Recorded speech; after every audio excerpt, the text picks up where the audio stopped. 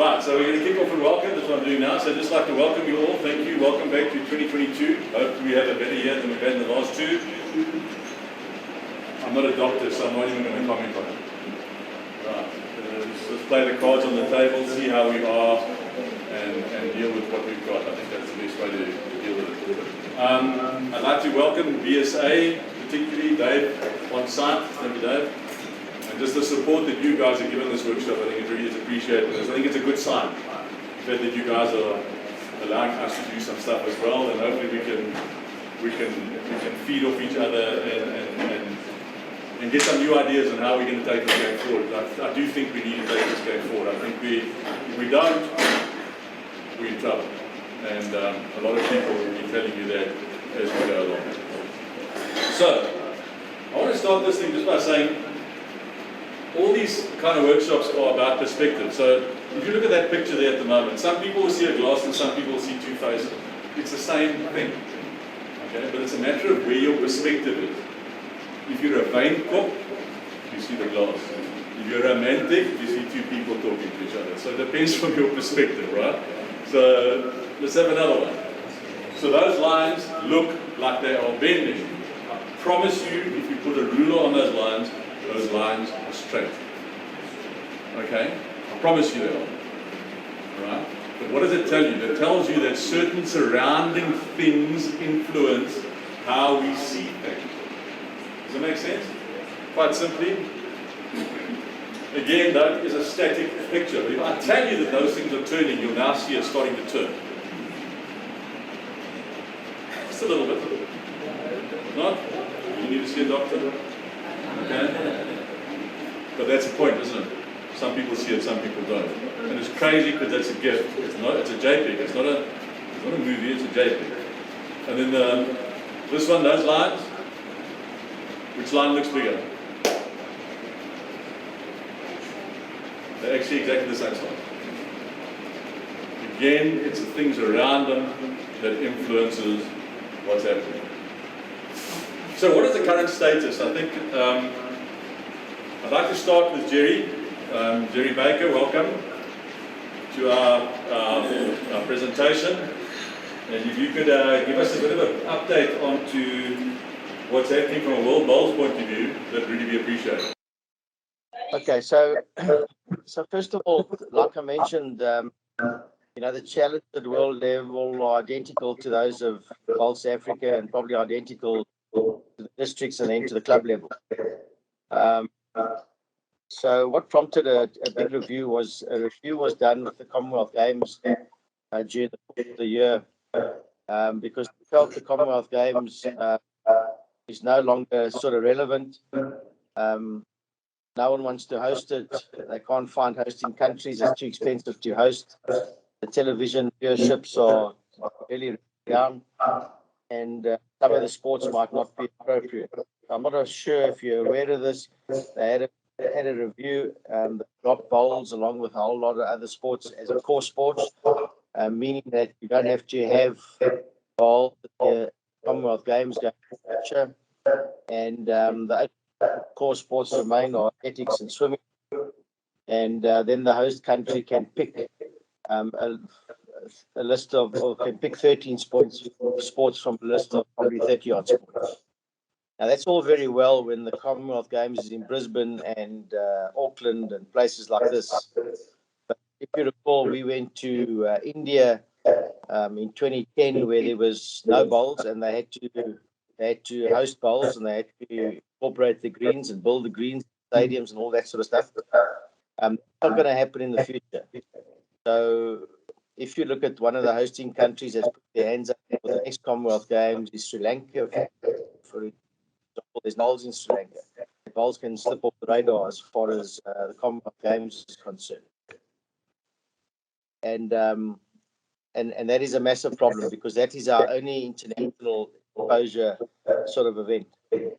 So it prompted, and if you look at the tendencies of the Commonwealth Games and the Olympic Games and that type of, they're trying to create the games for culture, not the games for the players today. So the challenges for bowl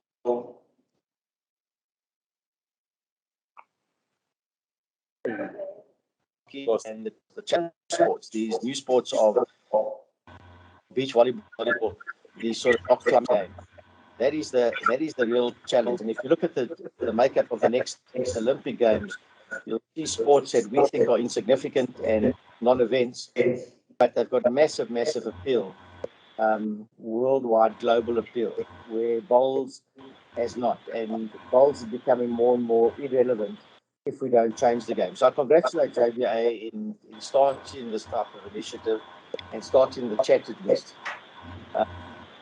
When you filter those challenges to the world bowls, we've undertaken a review now, which realized I've got the final document. I haven't really studied it to extent, but the review. Am I still there? You are. I can hear now. Okay. So the review is undertaken, and basically we've gone from the composition of the board to the requirements of a new CEO, and is the head office suitably located in Australia, in Scotland, down to the composition of the game of bowls. And the problem that we got at world bowls level is that the numbers are dropping exactly the same proportion as the numbers are dropping in South Africa. South Africa has lost 30% of bowlers in the last 10 years, and that is the worldwide trend. So the South African challenges are not unique to South Africa. So from a world bowls level, when the numbers are dropping, the sponsors aren't selling bowls, the sponsors aren't selling their insurance products, their investments, the sponsors are going missing, and it's a sort of a race to the bottom eventually. So we've undertaken this big review. There's going to be massive radical changes from at the world level, but basically, in essence, is that things have got to change. And if you look at our game, if you look at what has changed in the last 20 odd or 30 odd years, probably very, very little. Besides the odd colored bowl that you see nothing's actually changed with the format of the game. We haven't encouraged any new bowlers to come in. The numbers are in decline. There's no new youngsters that want to play this game. The game is too long. It's too drawn out. All those type of things have to be factored in. So if you pose the challenge of how do we create a game for the future, that will sort of open up the eyes and ears to say, well, we cannot carry on the way we are. So that's what's happening in the world bowls level. We'll be announcing big changes in terms of the game in the next probably in the next 6 months.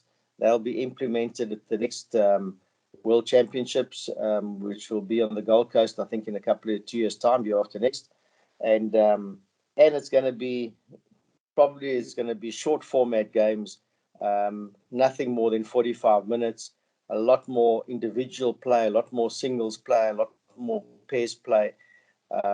A game of fours, for example, no one wants to watch it, no one wants to play it. You played for 2.5 hours for 21 ends, you played for 2 or 3 hours, and you end up spending 10 minutes on the mat. No one wants to do that game anymore. There's 7 people standing around that are adding no value to the game.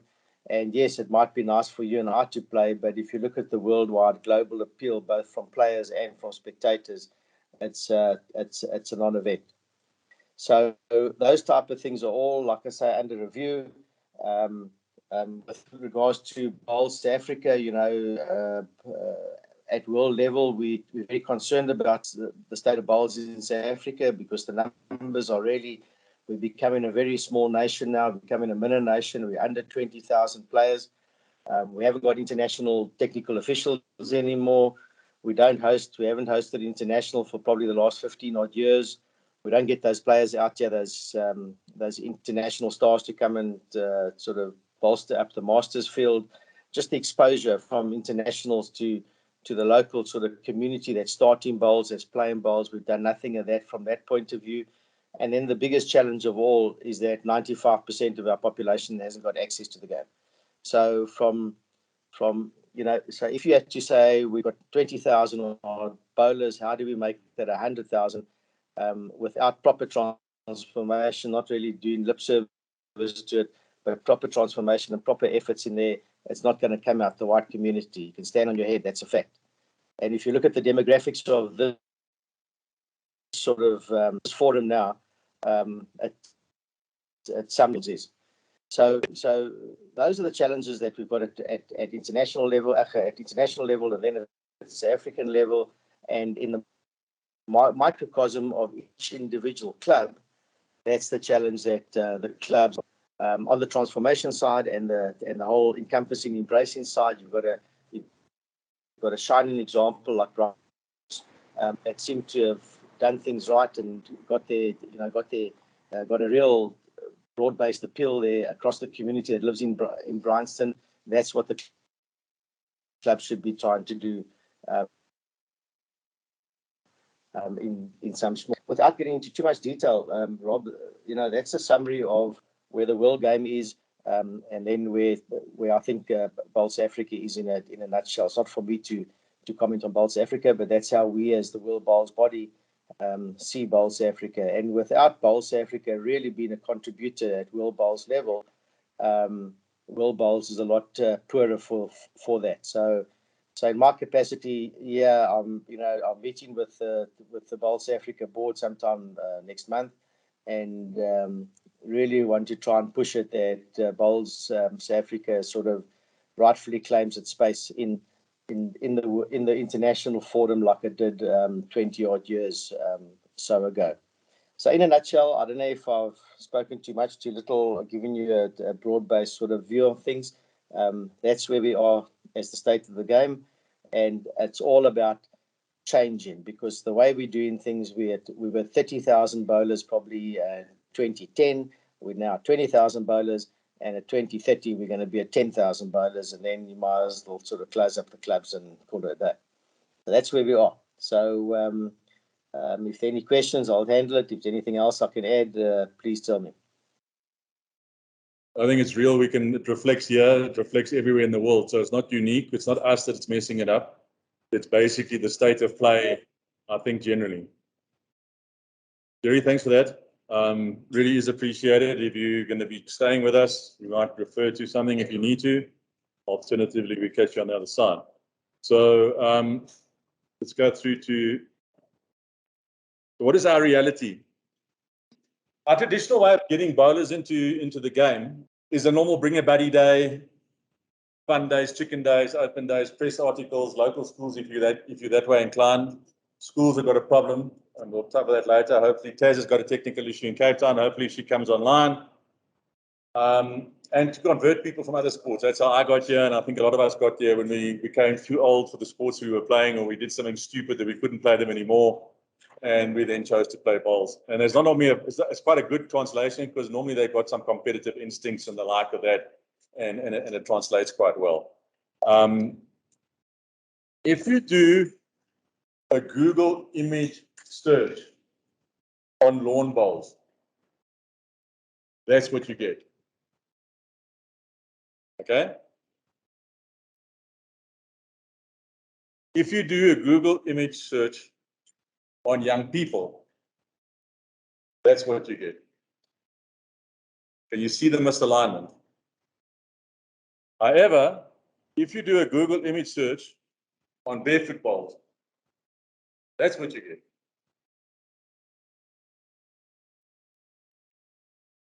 I don't think you need to be a rocket scientist to work out, if you want to address the youth of today, which actually is our security for tomorrow, which way we should be doing it. Ian's going to cover marketing in more detail, but I think that those 3 slides there highlight what we need to be able to do, and we need to change the message that we are doing. Now, the reality of bowls, old man's marbles, anyone's heard of old man's marbles? I am a firm believer that bowlers have tagged themselves as old man's marbles. I firmly believe that. I think we should be talking about the fact that I play lawn bowls when you talk to someone and you talk to your friends, and we should be marketing it as lawn bowls. The normal, traditional way. We must lose the old man's marbles ourselves before anyone else will lose it. Yeah? So the actual reality, if you look at the slide at the moment, if we go to the main bowls playing nations, Australia, New Zealand, and the UK, I would argue probably the three biggest. The average age of their bowls team is exactly the same as their cricket, their soccer, their hockey, their rugby, their whatever the hell it is. There is no difference. They start at a young age, they mature into just around 30, they retire as they go into their mid-30s, they then have children, and they might come back and play it socially afterwards. There is no difference between bowls and any other sport, because that is when you are at your most competitive. That is when you're at your most coordinated. That is when you are most mentally, and I would argue that bowls is probably 80% mentally and 20% physically. Okay? And that is when you are your most capable as far as that's concerned. The seventh most popular sport in Australia. Now just digest that. The seventh most popular sport is more popular than rugby. I understand it because they got three forms. But the fact of the matter is, that's where it is. They don't have an old man's marble problem. So we cannot even consider trying to get those people with the same requirement as those people. They're playing the same game. There's nothing wrong with the game. We don't not want the old people. That's not what we're saying. But we have to have a mental change to be able to present our game so that those people find it attractive. I played hockey at school. So there's a couple of us that played hockey at school. Moff Stokes must come to mind. So Moff Stokes doesn't exist anymore. Trust me, it doesn't exist. Hockey has changed itself completely. It's a completely different game. And you know what they did? They simplified it.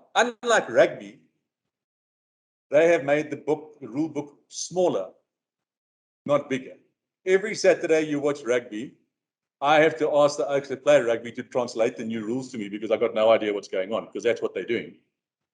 In hockey, when I watch the game, and I played hockey at a reasonable level for a fair amount of time, I need to get an update because the cool rules, I mean, the guys are now taking the ball, making it live to themselves. They're playing four chuckers. They've reduced the time of the game. It sounds familiar. AstroTurf, the facilities, magic, changed the whole way in which this game's played. There's no sticks. You can lift the ball. There's no obstruction. You know, the whole game is just complete and absolutely different to what it used to be. But it flows, and that's what people want. It is a growing sport. Hockey is a growing sport, specifically in this country. And I think there's a lesson to be learned in that. So we need to change our approach. I mean, I think Jerry's conversation, I think what we're seeing around us says that we have to do something different. So we did a 5-year. So when I came into office last year, we did a workshop, and we decided that, well, what we'll do is we'll work out what the hell we're going to do. Sounds ridiculous, but it's actually quite important. All right. And we decided to put up a 5-year plan to say, like, this is what we need to do. It's not cast in stone, because none of the stuff is cast in stone, because as you start developing your plan, so you might, start sharpening it up or saying, well, that's a lost cause and go somewhere else. But we did say we had to change our mindset, because the existing normal mindset wasn't cutting it. It's no use walking around, and I'll never forget the days of CGB when we used to have white coats. You remember that? White jackets. Now, how you can work in a white jacket is beyond me. Okay, so it's officious. It's sort of there is a time for it when there's presentations and stuff like that. But then when you're doing a job, we just need to chill a little bit, because that's what people see around the green. Okay, so we need to change our mindset. We needed to create an active sponsorship program. So what is that about? It was about the fact of the matter that the sponsors at the moment are wallet sponsors. They take some cash and they throw it on the table and say, we like bowls, go and have some fun. How long is that going to last for? So what we need to be able to do is to be able to give people coverage and measure it. These shirts are going to have sponsors on them. We're putting them on. Okay? But that's what we need to do. We need to continually advertise what is happening as far as the game is concerned. So we've got the live streaming and all kinds of stuff. And again, I'm not going to take Ian's presentation away from him. We need to be able to do multiple offerings of bowls. So what we're saying is we've got Proteas. There's an inter-district practice happening at the moment. We've got to make sure that they are satisfied, because that is the cream. Okay, those are our heroes, so to say, as far as the game. And again, we'll touch on the fact that how important that is. All right. We have competitive bowlers, the lifeblood, league, God forbid. Okay, the stuff that goes with league is sometimes beyond us all because we have this massive competitive scenario. However, it is the lifeblood. Everyone wants to play league, and it is a different connotation to playing in your own team because you've been selected. It's the closest to other normal sport you would get when you get selected in a team and you play as a team. Doesn't always go down very well because everyone thinks they're better than they are. That's just the way it is, right? Okay, but that is the reality. So we need to make sure competitive bowls. And then seniors and veterans, I think, and it's a different requirement. Seniors and veterans, they've got more time on their hands. They're probably midweek requirement and like to play amongst their own kind, their own ilk, and they can talk stories about grandchildren rather than the fact I just had a child, that kind of stuff, you know, so this whole thing changes. But they are of the same cut. They have a very competitive environment in JBA during the week. It really works well, both men and women, and it's very successful and long may it last. Then social bowlers, again, let's not kick them out the park. I can relate to Morningside. We have basically got 3 social sessions happening on a Saturday morning. We've got the soccer pros, which are all the ex-soccer pro players and other sports. We've got our social section, which are the guys that just don't want to play league. They don't want to play big competitions and JBA competitions. And we've got our newbies, and Veronica will be telling us about that. So there's 3 schools that come out here on a Saturday morning and actually play. And we don't want to, that is the grassroots, that is where we're growing, and that's where we need to bring the people through to become playing league, to become playing inter-districts, and to become playing at the pro tier level. And then we've got our company corporate days, and we'll go into much more detail, and then youth bowling school. Now, a lot of people will argue that school's a waste of time. Now, I'm telling you now that in Australia, if they didn't have good school programs, they wouldn't have their national sides as 20-year-olds, because you need to build up the experience at that level to become that good. We've had Casey Butcher was a good example. We've got some youngsters that are making a good breakthrough at the moment. So there are those things. So we have to build that pot, because at the end of the day, if we want to develop the game, we need to develop the numbers, number one, because that in turn will push the pyramid. And you'll see, I'll show you just now how that pyramid works. We need 1,000 new bowlers to create one pro tier. That's the sort of numbers that I've worked out over the last 10 years. But 1,000 new bowlers gives us one new pro tier, and that's a staggering amount. You know, how many bowlers new bowlers have we brought in the last 2 years? I know it's a bad example, but COVID has been around for the last 2 years, and that is a problem. Okay, so we need to get out of COVID. We can talk about that just now as well. So from an attitude point of view, we thought that also needed to change. So we needed to make sure that we had a positive and fun attitude. So it's the problem with the grumpy old man concept. Okay, bitching about everything, talking shit behind people's back, you know, that kind of stuff. Let's get rid of that. Let's just make sure that we're all directed and we've got direction and we know what we're doing and we're all going for the common goal. And I'm talking that from an executive point of view. We'd like to make sure that also cycles down. We want to be approachable and we need to listen. God gave us one mouth, 2 eyes, and 2 ears, and you must use it proportionately. So you talk for 20% of the time. You look for 40 and you hear for 40. Some people want to talk for 80. They do a reverse, they reverse this thing upside down. And they actually never, they listen to respond. They don't listen to learn anything. And that's a big problem, right? So we need to just ease it off and listen and hear what's been said. We need it to be professional. So we need to have guidelines on how we do some. And part of that was the best practices and documenting all our processes. So COVID was quite good for us because we were able to document. We did COPs and all those kind of things. Code of conduct we're busy doing, and God forbid, constitutions and all those things that we have to do. But we got those things all formalized and able to be able to pull them on the draw. We need to be flexible. Now, this is before the first COVID thing hit. Okay, that has never been more accurate in its life before. Because trust me, COVID made us flexible. Made us so flexible we were tired of bending up and down. But the fact of the matter is we could only play the cards on the table and we had to be supple and we had to move around.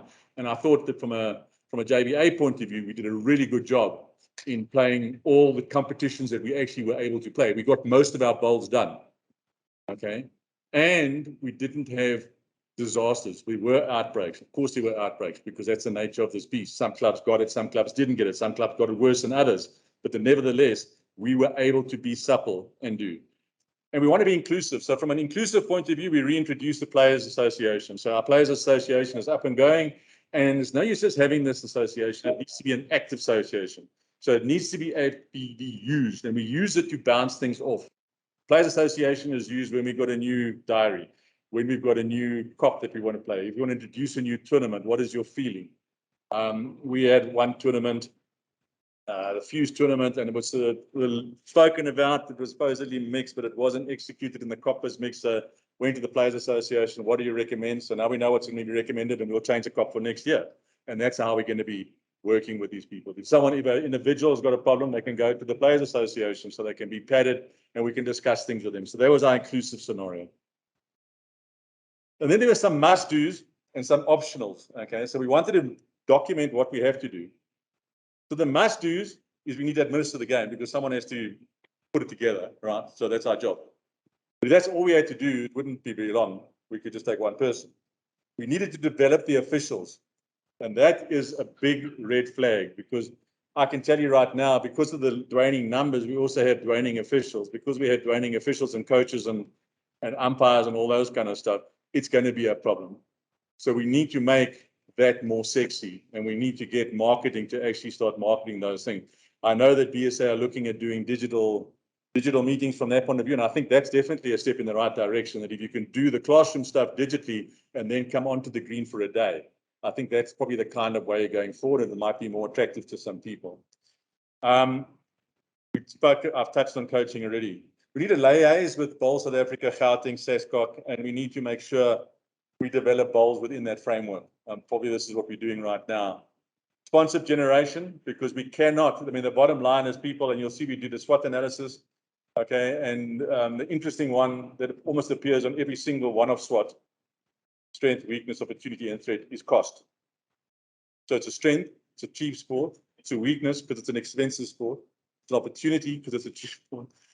So that it's a crazy one. So the cost thing is very sensitive because we do have pensioners and stuff like that. And playing affiliation fees are often is the elephant in the room that gets spoke about quite often, and it's something we need to deal with. But as you can see, when Jerry was saying there's a big shake-up coming, and I think it really does mean that we should be waiting for that dust to settle before we start shaking the tree too hard.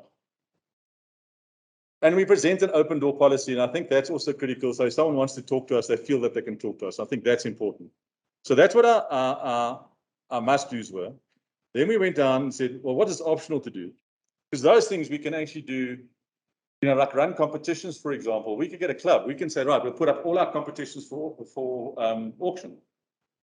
Morningside, you run the pairs. Bryanston, you run the trips. You can run it like that. We can do that. We all run competitions. We don't need a district to do that. Yeah. Is the fact that it's there, it will be done. But I'm saying we don't need the district to do that. Okay. I do believe that we run competitions quite well. I think BSA did do that. That's what they do. BSA says we want to run the men's nationals. Who would like to bid for it? Give us 3 clubs. Then we go there, right? That's what they do. They farm it out. We could do the same thing. Could be less work. But the promoting and advertising of club activities as well, and we'll come back when we talk about social media and communication systems, et cetera, et cetera. We'll touch that later. We need to create a communication platform. Now, again, we'll touch that more. Coaching clinics, create a Barefoot committee, and that's part of what we're doing here. It's my portfolio. And succession planning, and this is probably what I would argue one of the biggest problems in any amateur managed sport. You'll get someone who will, I'm into barefoot bowls and development. So I'll do that for 3 years. So I beat this horse to death. The next guy takes over for me.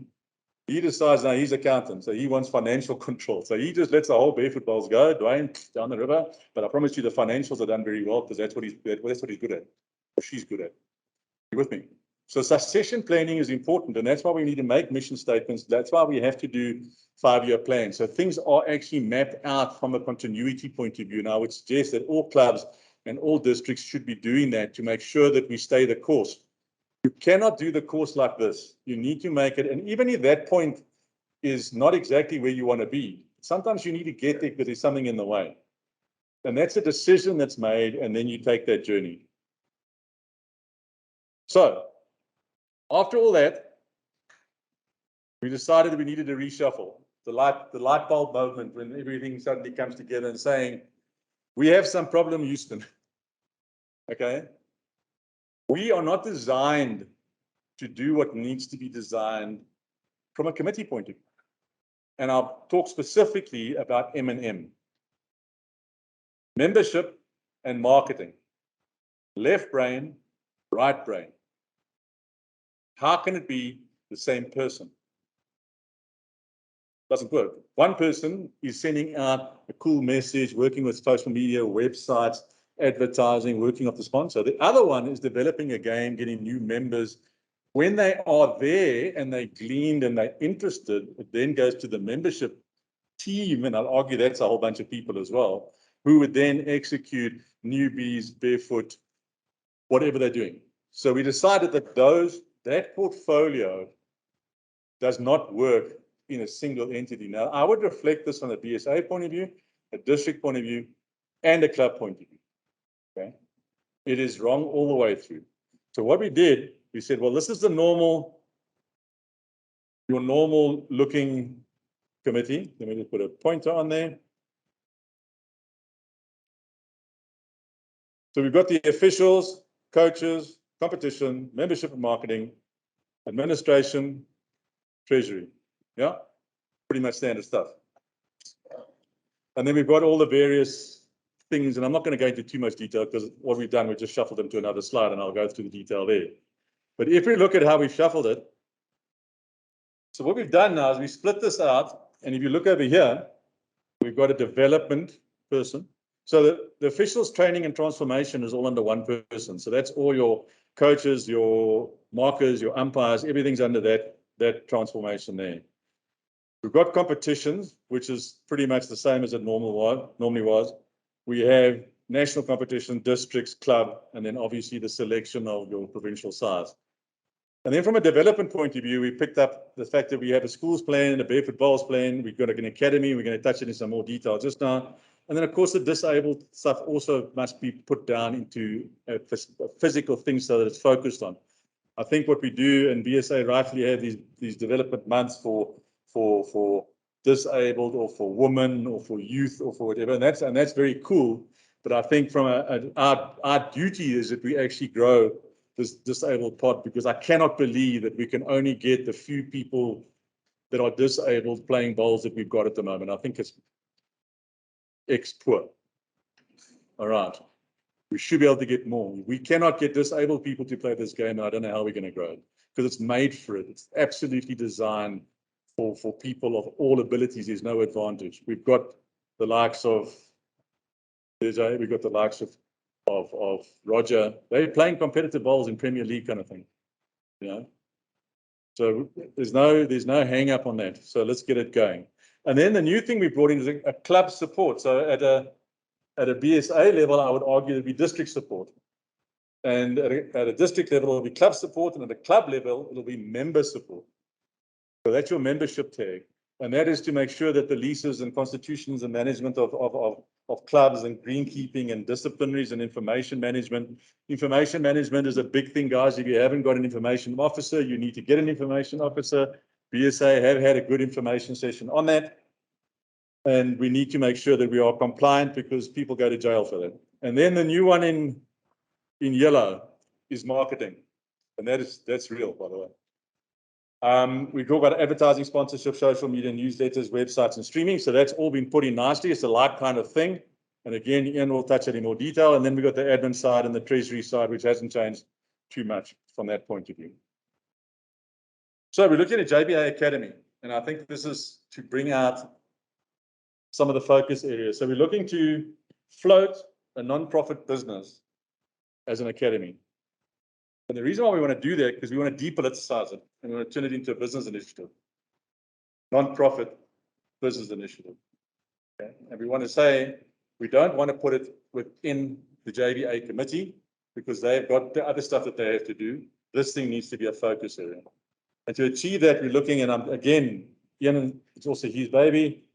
We're looking at, from a training point of view, to do coaches, technical officials, barefoot bowls, greenkeepers, barmen, waiters, whatever you want, to train that. That doesn't mean to say we're going to have 400 teachers on our books. We're going to have access to these people. We will then coordinate these things.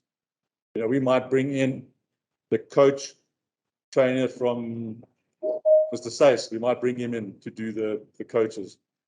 We're going to have the various coaching levels, and that goes right from newbie at the bottom right up to playing high performance.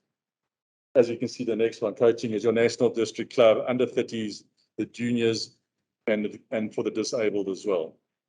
All right, and then we're going to have the marketing arms, the green on the top. Those are the different focus areas. We need to do the marketing, administration, and financial offset. Financial oversight is handled by the JBA. Okay, they will be brought in to do the financials. But you can see the basics on the right-hand side. They're non-profit organization, board of trustees, executive representation, players association representation. And then currently we need to identify coaches, trainers, and officials, and we need to look at for funding. So we've done a lot of application, and we'll see how we go on that one. Good morning, everybody. I think every time Rob took a deep breath, Ian will explain. Well, I really don't want to go into too much detail. Otherwise, we're going to be here for a long time. So what I'd really like to do is just give you a broad brush approach on just a number of significant aspects that I believe we as administrators and bowlers should be looking at. I'd like to start off with, what is the strategy? If you look at the definition of marketing, it is a strategy to promote a product or a service. What is our product? It's bowls. And what is the service? That is fun and entertainment. Rob's just touched on how many different products, clubs, organizations, districts, national body are all trying to promote. We've got no alignment amongst one another, and we need to get this alignment so that we're all promoting one product, because that's vital. In typical marketing jargon, what's happening here is this is a shotgun approach. That we need to change. That being the product, the service has to be the fun and enjoyment of participating in the game. And that doesn't matter at what level, it's got to be there. As I say, this is a broad brush approach here. If we're going to improve what we offer to the people who participate in this game, we've got to have best practices. Club support. And I'll go into a little more detail about what club support really entails. We've got to have better management practices within our clubs. The days of having presidents who are caretaker presidents must change. We've got to have dynamic people driving the game. And dynamic people come from having, what Rob touched on earlier, succession planning. Those are vital strategic goals that we need to set ourselves. There are a lot of clubs in this country that have got stunning success stories, but they keep them to themselves. We don't share these. We need to share these success stories. What works at one club doesn't mean it's going to be successful at another, but it does mean that another club who's battling can try that and benefit from that success. We need to share those things. Communication is vital. Some clubs put out a newsletter weekly, monthly, quarterly, biannually. Maybe it's just the president's report at the end of the year. Not good enough. You've got to have an idea of what you want to communicate to your people and get that across on a regular basis. Because if you don't keep selling the same story, you're going to miss the message. At the end of the day, what we've got to do as a best practice concept is improve the experience of everyone who touches our greens and our clubs. And that's vital, because if we don't improve that experience, what's bringing them back? further than just improving the experience, clubs have a responsibility to develop. We get a visitor, first-time bowler. We turn them into a member. They become a player. The clubs also have a responsibility to develop coaches, officials, administrators. Because within your clubs, you've always got those people who like to do a certain aspect within this game. Some people like to play competitively. Others like the official side of it, the technical side, the coaches, etc., etc. We always need good administrators in clubs. So I think clubs, you have a responsibility to work with that. Rob touched on club support. What JBA have done, we've created a document, and it's there for everyone to share. It's not a private document, it's there to help clubs. That's approximately 100 questions, and it goes through, are your constitutions up to date? Good question, because the legality of the country, they change from time to time. Constitutions need to change. Some clubs are part of composite clubs, and the main club has got a constitution and the bowls section has got a constitution. Do they align with one another? We need to do these sort of things. We can assist. JBA can assist. If JBA can't, I'm sure Bowl South Africa can. In fact, there's some very good documents on Bowl South Africa's website in this respect. Bylaws. As I've said in the past, we had an instance with a club in our district where the bylaws were from 1968. In fact, the bylaws were still showing that the subs were 10 cents. How a club ever allowed that to happen? That's wrong.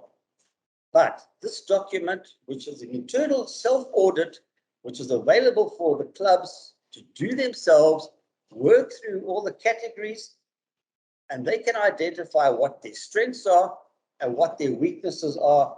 They can then focus on the weaknesses and once again improve the experience of a bowls club.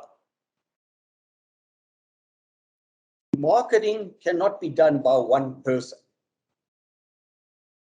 I'm very fortunate in JBA. I've got some very good people around. I think that photograph of Jono, that must have been his first date with Jackie, because he looks very suave. What's important is we're getting young people with new ideas of how to grow this game. And that's important. Because if we don't change what we're doing, we're not going to change the results we're getting. So the message is, when you have a marketing function, get a group of people together so they can sit and debate the merits of what you want to do. It's not a one-man job. It can't be done by one person. It's too big a job. Yeah, I'd just like to run this video. And once we've played the video, I'll touch further on the social media aspect. Greetings to all. Thank you for listening, and thank you for the JBA for hosting this incredible workshop and myself as a speaker. I'm hoping to convey my message in short 7 minutes. And yes, you guys are not hungover. There is a young person speaking to you and presenting about bowls. So I hope that this can be extremely valuable, and thank you for your time. Firstly, who am I? I'm a 17-year-old young man, went to St. Stephen's College, and I just graduated from Cambridge Matric. I've been running and working in the business field for over 3.5 years. On the right, you'll see my company there, Hustlers Global. I've been studying the Gen Z, helping corporate companies better influence their market workforce as well as market towards their consumer base.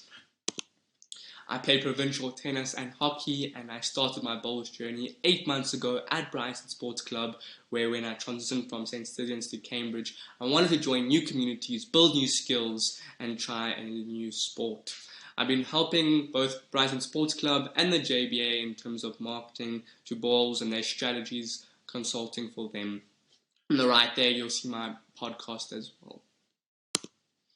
My role towards the JBA and bowls, I'm hoping that I can bring some fresh new ideas and outlook on the way that we look at bowls, the way we market to bowls, the way that we create bowls competitions, an overall approach towards the sport. Obviously, specifically social media and marketing is kind of my skill set, and I'm hoping that I can provide extreme value and towards that for you, both you guys listening today and for the JBA. And I'd love to engage in the sport personally as well and learn to enjoy the game and try and reach a high level.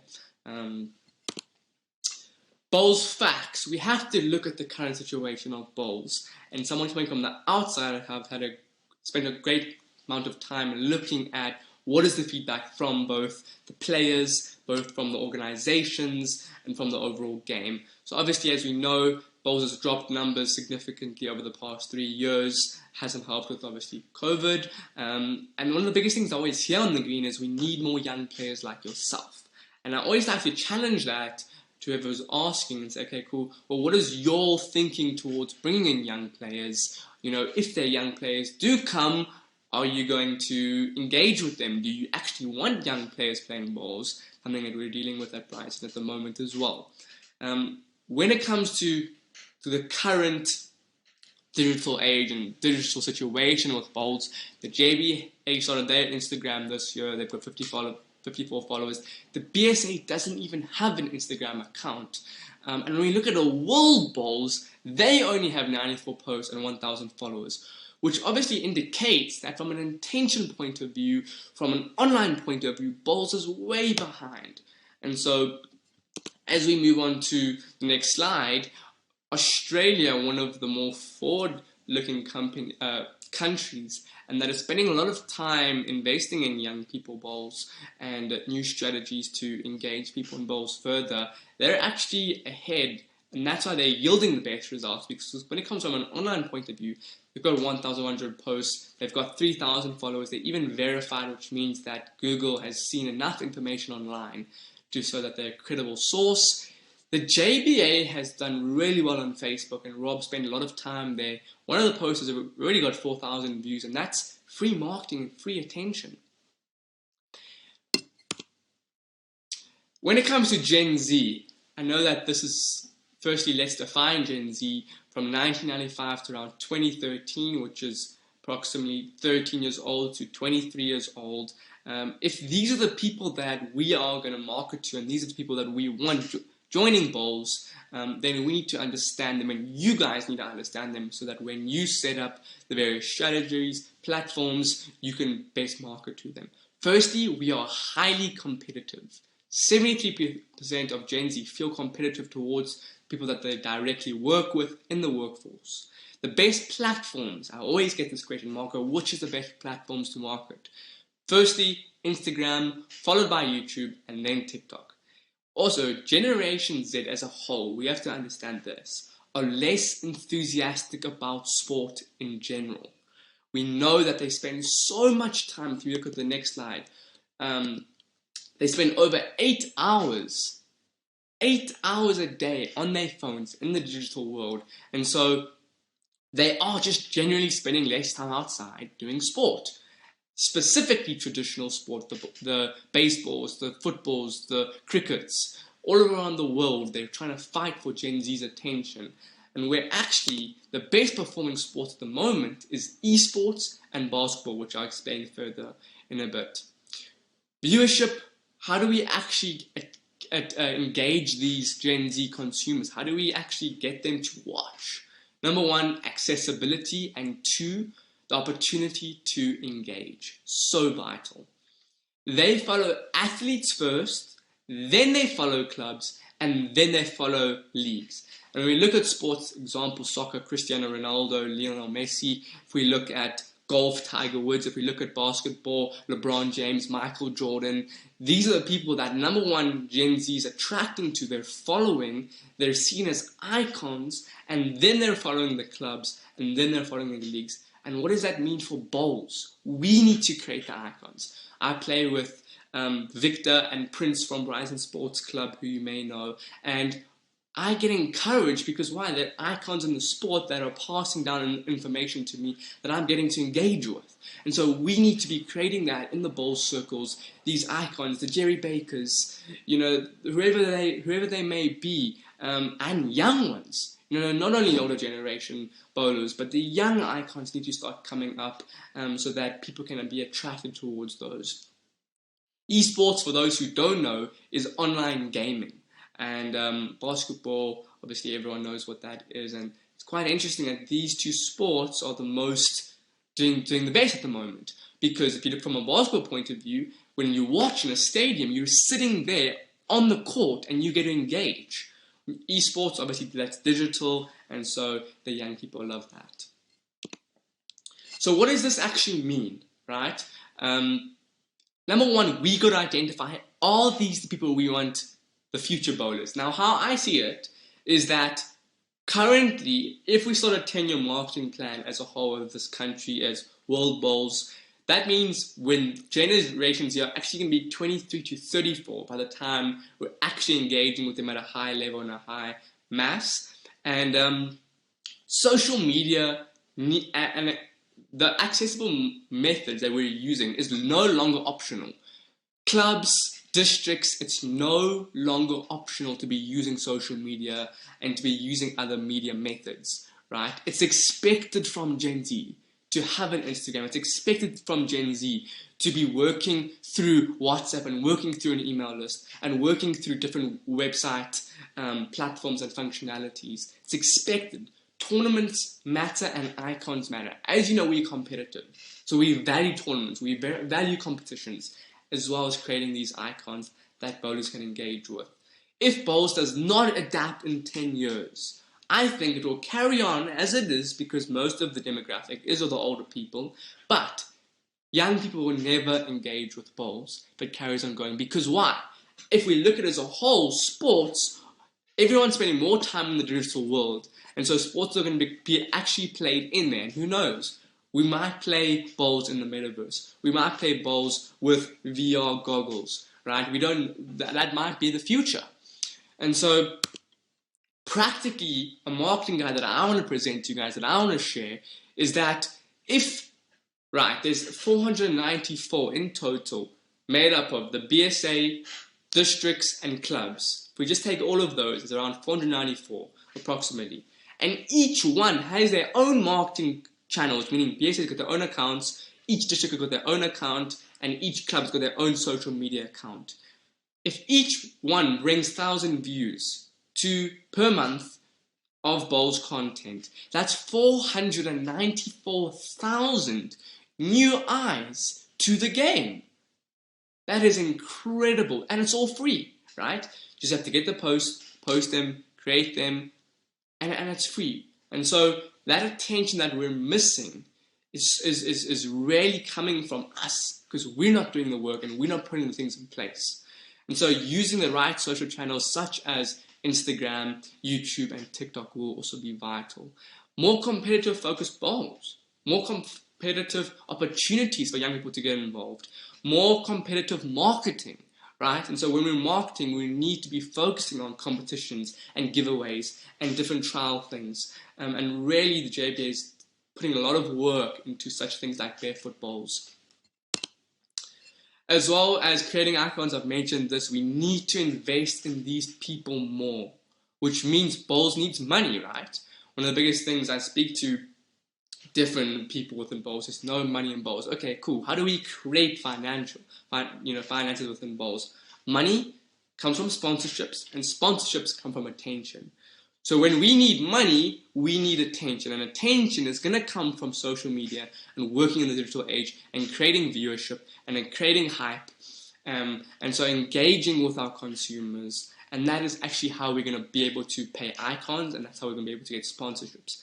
Better content. If you can go into the video of Australia, just search Bowls Australia on Instagram, you'll see that it's very engaging content and they're all shouting and all screaming because you've made an incredible bowl. Now, obviously, not every time it's going to be like that, but that's the type of video content we're going to need more often. So I hope this was really valuable for you. I'm happy to answer any questions, happy to present this to specific districts, happy to consult where I can, hear my details, and thank you for listening and enjoy the workshop. Bye. I'd like to pick up from where Marco made a statement. Social media is no longer an option. I think if every one of us today leave this workshop with one message, that is the message that we should be taking away. Social media is no longer optional. It's there to stay. It's there to grow the exposure of the game. It's there to create interest in the game. It's what we need. And as Marco said, it's free. If you manage your social media correctly, and you can choose which format you want to go through, whether it's Facebook, WhatsApp, Instagram, TikTok, any one of those channels, if you get enough hits, you actually get approached by advertisers who are prepared to pay you. And we are not talking hundreds of thousands of hits. We're talking anything from 1,000 upwards.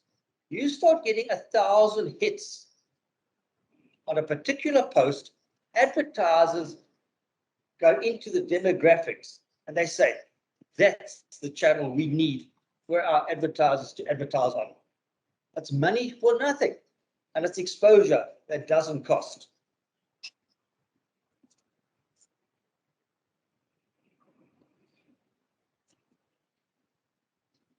One of the things that we try to do to get more people involved in the game is that one of the members at Leerkorp Correctional Services put together an app for live scoring. And we've trialed this at the trips final. And we're going to be running it at the quadrangular in 2 weeks' time. So 2 weeks, 1 week. Yes, next week. This one must be before. And what's going to happen is that one person sits there with a cell phone and puts in the score end by end by end. When we trialed it at the trips final, we had people sitting in the pub and the game was taking place, but this was on the big screen. All of a sudden, people were saying, look at that game there. There's been a swing. The guys have started scoring or not scoring. What has happened? Donnie Pickett happened to be there making comments about what should take place. All of a sudden, you got the spectator sitting on the bank and in the pub with this in front of them on their phone, getting an in-depth impression of what's happening outside. That is enhancing the bowls experience. This is available. Any club, any district, BSA, it's available. George will set it up for you, and we're going to try it at the quadrangular so that every JBA side playing, it's live information. And this is part of that experience that we've got to improve on.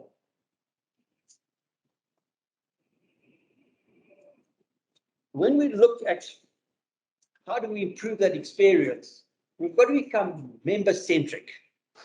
And what is member-centric? Member-centric is, what is the interest of those members? What are we doing for them? They are paying these subscriptions, but that just doesn't get them in the door. We've got to do more than just give them access to our facilities. I've spoken about that internal audit. It's available. Please, guys, contact the office. We'll share it with you. From that internal audit, clubs should actually be developing a strategy. From that little internal audit, you'll see where your strengths and weaknesses are. Establish those, work out your strategy. A very good example is what I was alluding to earlier on. Clubs have responsibility to create coaches, greenkeepers, officials, and the like. Rise in Sports, my club, what we did is we realized that we had one avenue of coaching. And a couple of years ago, JPA put together a coaches course. We put 9 people on that coaches course. Those 9 qualified. From there, what we've done with those coaches is that we've got a beginners category, we've got an intermediate category, and we've got an advanced category. Some of those coaches actually help other clubs outside. By doing that, you're improving the standard and the level of bowls within your own clubs. And at the same time, people are learning a lot more, as opposed to having to spend years and years playing this game, but doing the same faults over and over again. That is part of a club's responsibility, is to arrange these regular training sessions. We've got a number of highly qualified and experienced players. I guarantee very few clubs actually invite those players in and ask them, how do you prepare for a tournament? How do you train? How do you practice? Those guys and girls, they've got that experience. We must utilize that experience within our clubs if we're going to become more competitive. Part of that is when we accommodate new players, give them the access to these established stars.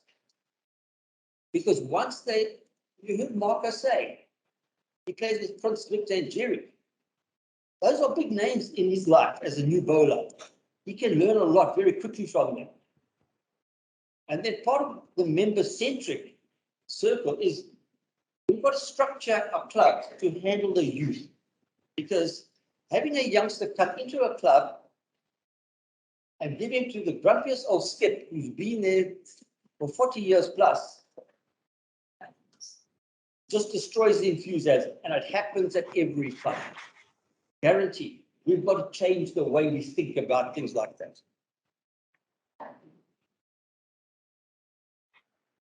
I'd like to touch on a subject that Marco brought up, and that is role models. Role models are social norms, and it doesn't matter if they're in business, they're in sport, they're in society. Role models are actually out there. They create opportunities for exposure and awareness. It is an international trend. And researchers show that people like to follow icons. They follow clubs thereafter. And then maybe they talk to their friends and say referrals. Stop playing that game, come play this game. What has happened is we are all guilty of not utilizing the opportunities that we've got in our own game. There have been a number of case studies. Personal Trust, as some of you will know, have used Neil Burkett very successfully. Aero Bowls utilized Jason Evans at New Year to send out a message. You heard the stats that Marco was talking about. This club's got, this district's got 30 views, and this one's got maybe 9, small numbers. The Aero Bowls New Year wish from Jason, within a couple of days, hit almost 2,000 hits. Why? He's a personality. And do we use personalities in our advertising and marketing? We don't. Now we've got all these people and we don't utilize them. Here's a good example. And I don't mean to embarrass anybody, but this is a tournament that's been running for years and years and years. What does that poster say? What is the product that we're promoting? Bowls? Yes. Does that promote enjoyment and fun? No. All that is, that's just giving you information. That is not promotion. That's Australia. Australian Open this year. Look at the difference. They're using their star players, younger people. fun, excitement. That's the difference. Scotland, exactly the same, using their top players. Malaysia. See what I'm saying, guys? We've got to start using personalities. We've got them.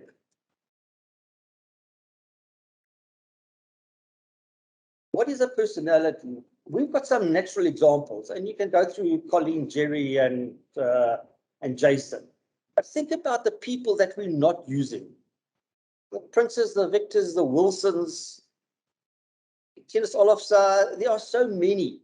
But what we should be promoting is the youthful aspect, the athletic part of it. The people who are competitive, who are highly competent and skilled in what they're doing. We should be creating role models at every aspect of this game, from club, district, national body. We've got the guys out there. They will do it with pleasure. We've got to utilize that. We've seen the difference. If you want a lot of hits on your social media, go to a name brand. So without further ado, what I want to do is now we're going to talk about our newbies program at Morningside. And I think I've been doing Barefoot bowls for about 10 years. When I first did my first stint, I actually spent a bit of time at BSA. We did an awareness day. I don't know if you can remember that. We raised a lot of money. We raised about, I think it was 600,000 in total, 400,000, 200,000 for cancer, 200,000 for our disabled bowlers. And it was a great day, and everyone was bowling and all the greens were full. And the message is, if everyone gets involved, that's what we can do.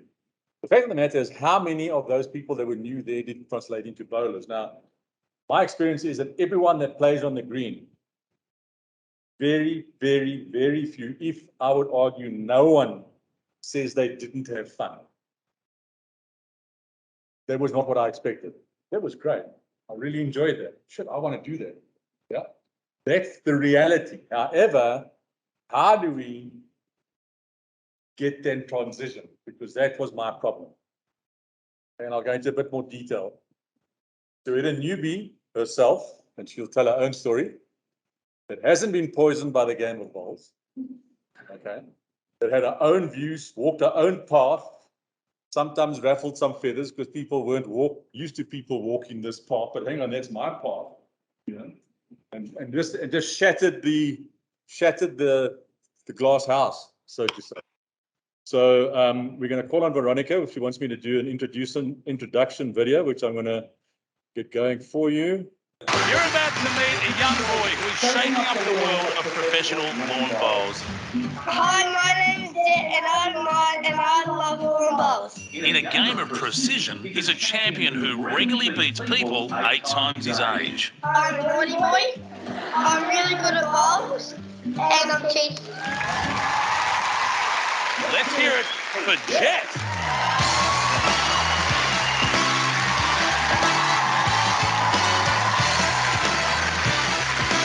Hiya, buddy. Welcome to the show. How exciting is this? Being in front of a live audience because you're grouse at lawn bowls. Yeah. So, mate, how did you get into lawn bowls? Well, my dad played for Australia, and my brother was the world champion, so... Right, so we don't know where you got the inspiration from. All right, now, who's the best in the family? My brother. How old's he? 23. So he's like really, really old. Yeah. Yeah? Is that really old, is it? Yeah. How old do you have to be old? Like 40? 40. Yeah. Okay. How old do you think I am? Yeah. About 67?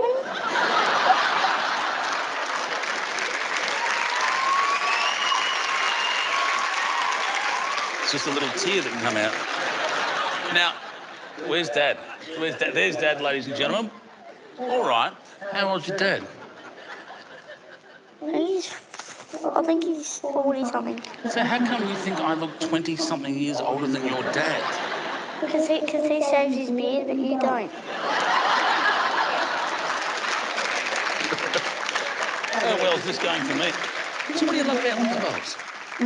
Well, I like to smash all the oldies. How do they feel about it? Pretty sad. Pretty sad. Is it fun playing with the older people? Yeah. Yeah? What don't you like about playing with old people? I don't know. I've got a little video here that will give us a rough idea. Let's just watch what you said. Sometimes when I play with the old people, they fart and they bend over. Do I show you? Oh,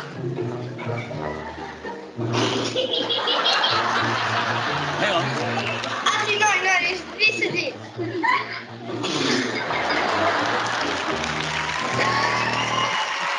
Is that what they do? sometimes. How's it smell? Pretty bad. Pretty bad. Do you reckon it's different from young people's? Definitely. What, so you reckon it's been trapped in there for like 80 years? Probably. Now, give me a look. How do you bowl? Just show me a good stance. What's the stance you have to have? Oh, well, like that. Yeah, And then you... do that. That doesn't look like much fun when you haven't got a ball in your hand, does it? Would you prefer to do it with the ball in your hand? Yeah. We like to see him bowl. Oh, let's do that. It's our champion jet, everyone. Now, it's time for you to teach me a few things about lawn bowls. So what do I do first? So you pick the jack up and you roll it. I'll roll it down there. Yeah. All right, here we go. Watch me do this. Look at the skill. Harder than that. Harder than that? Yeah. That's all right, I can fix this. I know how to play golf. Jet, look, I think it's a magpie fighting a pigeon. Have a look at that. Unbelievable. Bang, that's how I play golf. How's that? I think he's coming to get me. You just leave it there. Oh, no. What do I do? You pick up the ball. Pick up the ball. That's one of these. Yeah. And then, okay, so hold it like that, and then that will swing that way. All right. Here we go.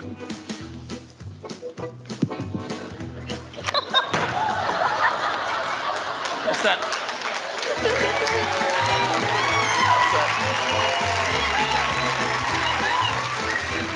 So is that good? No. Now, you know what? We could do this. You're going to thrash me, aren't you? True, yeah. All right. Got a little something I want to share with the people here. Now, taking on 9-year-old Jet, we have the current New South Wales senior singles and pairs champion, Crawford Litt, and Brian Morton, former Australian 10-pin champion. It's 128 years of experience versus 9. Okay, 2 goals each. Closest to the Jet wins. Brian first. Here we go.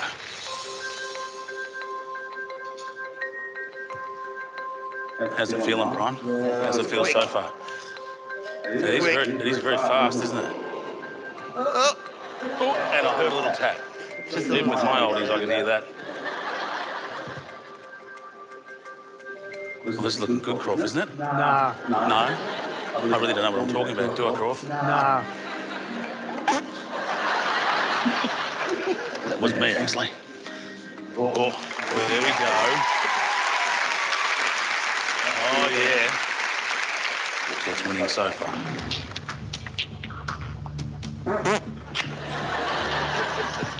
That's gone. Mine.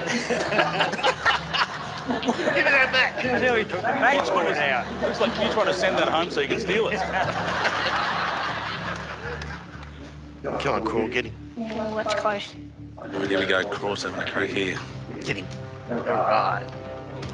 Oh, Cross in the lead now, Jet. All right, Jet, psyching up here. You right, Tigers?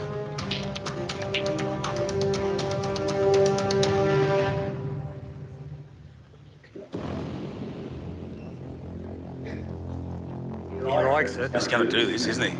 Oh. Jet, ladies and gentlemen! We said at the start, it's youth versus experience. Please give a round of applause for the big man himself. It's Jet, ladies and gentlemen!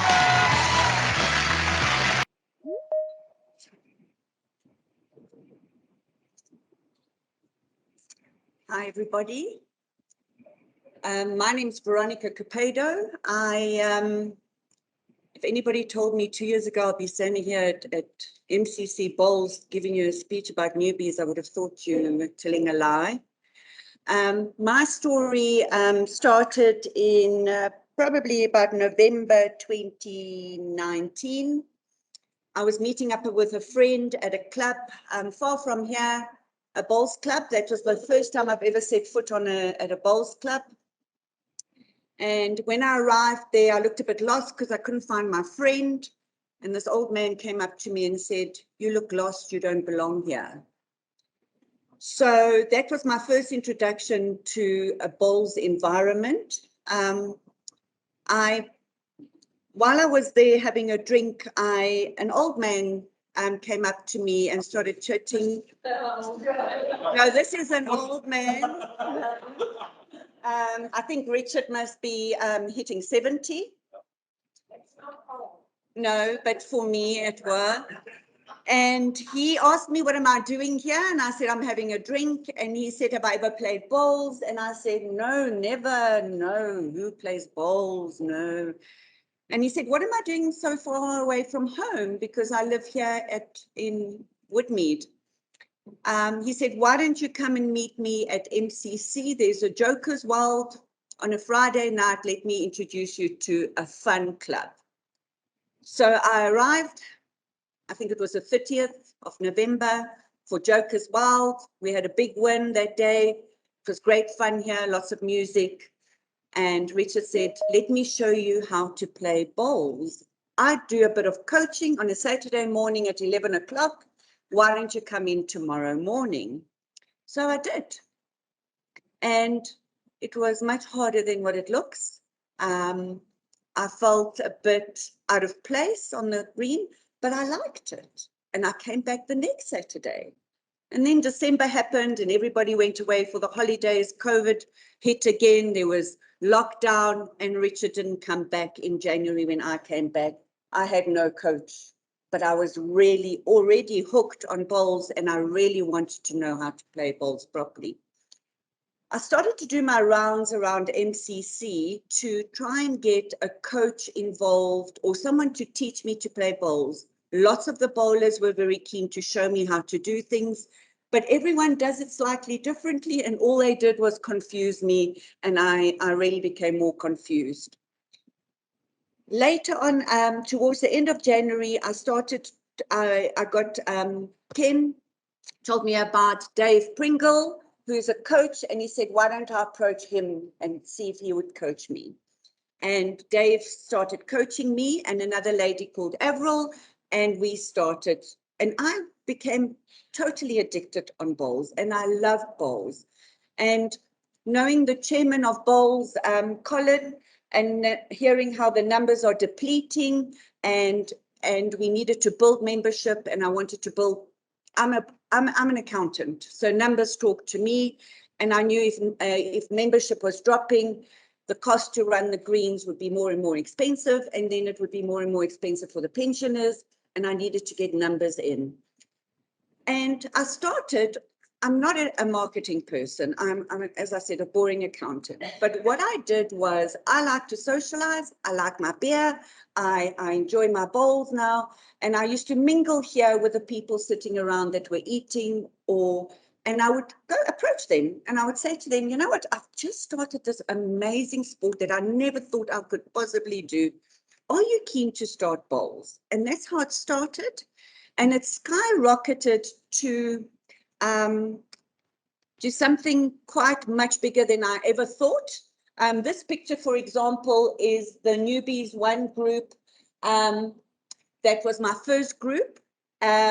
We played a tournament against other clubs. And out of this team, there were 18 people. We were 20 in my Newbies One group, and 18 of them became members of MCC. Okay. So my journey has been, I think my selling point has been my passion. Lots of time in the bar and socializing with people. That's the way to do it. Make them feel welcome And I think if you are passionate about what you're doing, it's easy to sell something and show them what you're doing. And my passion did that. Finally, we formalized the Newbies program, and that's why the first group of 20 people became quite big.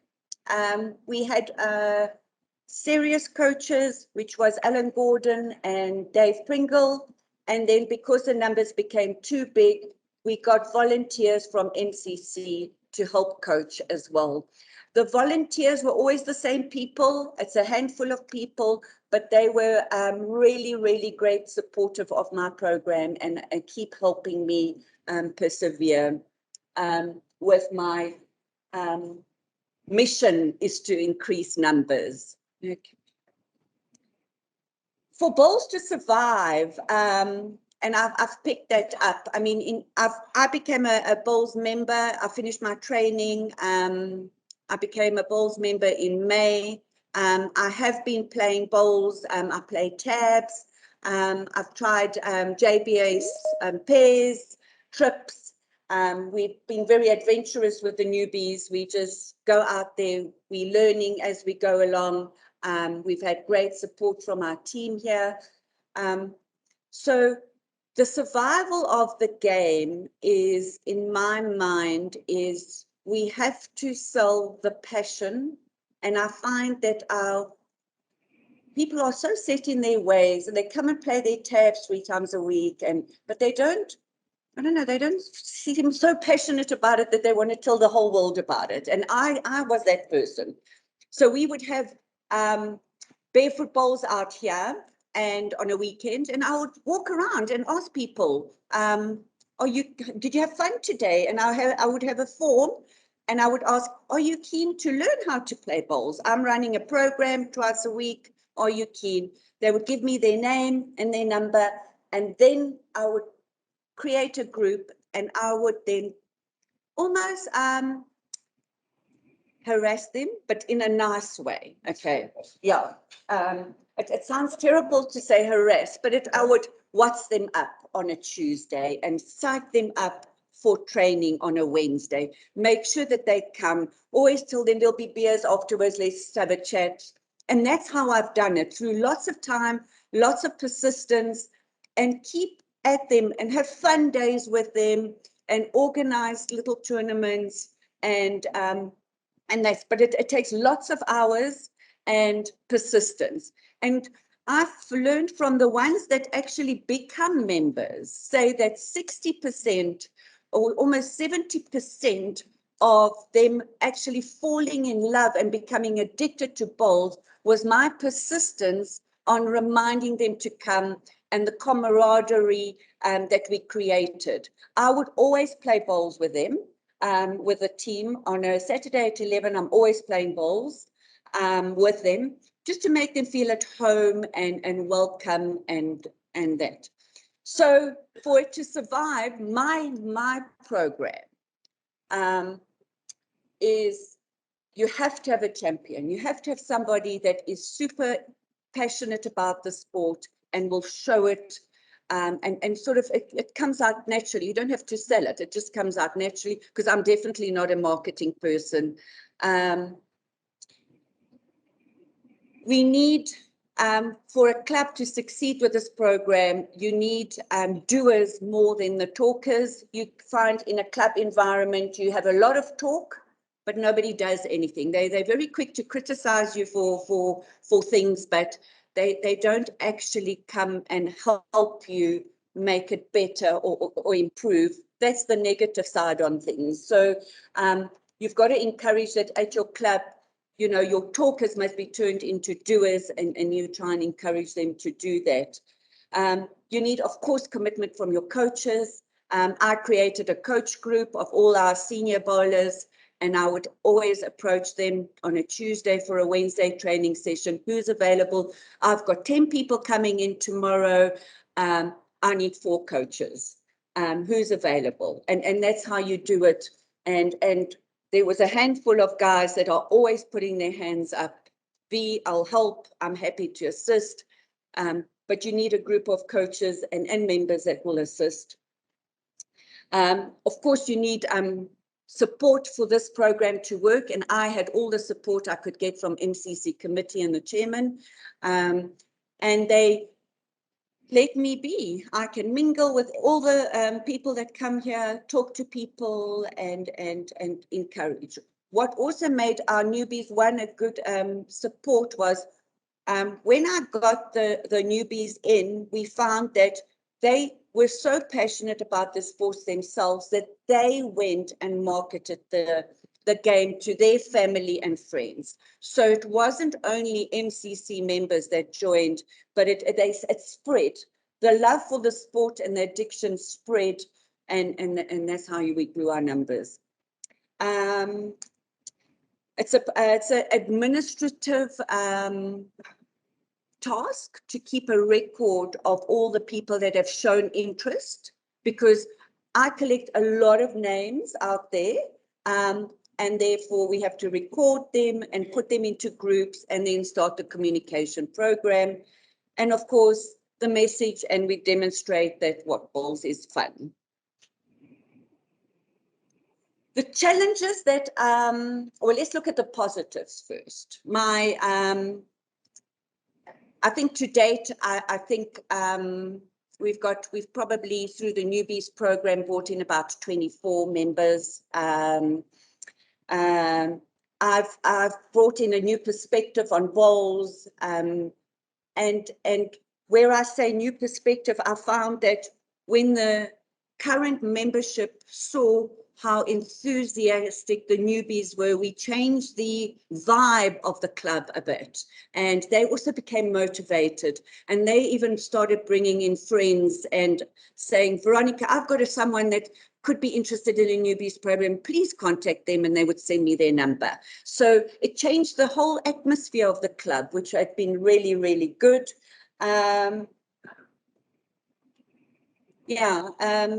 As I said, the present members enjoyed the new vibe and the new faces, and we always had our shiny bums sitting in the corner, and they would only sit there. And you see, I didn't know about shiny bums and other bowlers and the politics and all the. Now I know, and it's a bit sad, but then I didn't, okay? And I found that the shiny bums would then eventually come and sit with the newbies around the table, and we would make big tables out there. And then I would say to the coach, come join me. And if I had known that you don't really do that, they normally sit there, they joined us and have become part of us. And that's been so nice. Challenges. What I said, if you don't have a champion, it's not going to work. Okay, you've got to have somebody really, really passionate about it. We find that members still don't promote a sport that they love. But I think if you get more newbies in, that perception does change. Yes, lack of coaches, especially when league starts, you struggle with your coaches. But what you then do is you move your training sort of early on a Saturday so that they can spend an hour or so training and coaching, give them a break, and then they can go off to their league games. You need a support structure for your new members. My learning was, and it was I was part of Newbies 1, so part of the first 20, and I became a member, but I didn't have a program in place when those newbies moved on and became members, because I stayed behind because I was building more newbies. So I didn't have a program there for my graduated newbies, let's put it that, who had now become members, but they're still new members and needed some guidance. I didn't have that program there, and and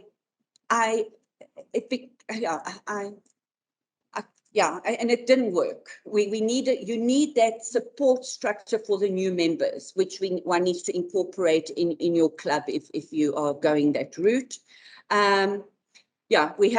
We changing perception that was easy. I'm quite loud and I've got a strong personality, so I managed to do that. I did burn some bridges. I did get myself into trouble. I did say some things that were sometimes inappropriate or maybe, but I've learned as I've gone along how things work. And of course, a big challenge is demographics. And out of all my newbies, we managed to get 3 people of color in only. The youngest is 23. So there is a challenge with demographics and one needs to work on that. In conclusion, I created the MCC Newbies brand and I'm super loving it, and I'll continue to, if the club allows me to, continue with this program and continue with my passion to grow the newbies and to grow the membership. I do get support from all the bowls bodies like Zimo, and I think I'm happy to share my ideas with others if you want me to. Yeah, we've got probably about 150 names out there of people that I'm targeting and trying to turn into bowlers. Yeah, so that's me. Yeah, well done. Thank you. So we're not going to have a break. We're going to go because time is, she's burning, and we're going to talk about the development life cycle of bowls quickly. So everyone understand a sales funnel? Those guys in sales, those guys not in sales, that are the other side of sales, they still know what they have to do. So we talk about how do we get the bigger picture of bowlers. We talk about warming them up as from a Barefoot Bowls point of view. We look at dropping it into the coaching funnel, then social bowls, pads, league, and national, right? In its simplest form. And I've just changed that a little bit into a pyramid because maybe people understand that at the bottom, and you'll see at the bottom in yellow is the most important one, is the marketing thing. Now, when we go into this program, we're looking to change marketing from social media, on social media. We want to make sure we try and get things that are, we want to get it viral, so you want to get sharing each other. We don't get enough guys tagging photographs. We don't get enough sharing their own pictures. If everyone just did that on Facebook, the game would be rocketed through the roof. I promise you, it'll go, oh, you playing Old Man's Marbles? Yes, of course I am. You could go and try. That kind of approach, rather than me, no, I only go there on Tuesdays when no one's watching.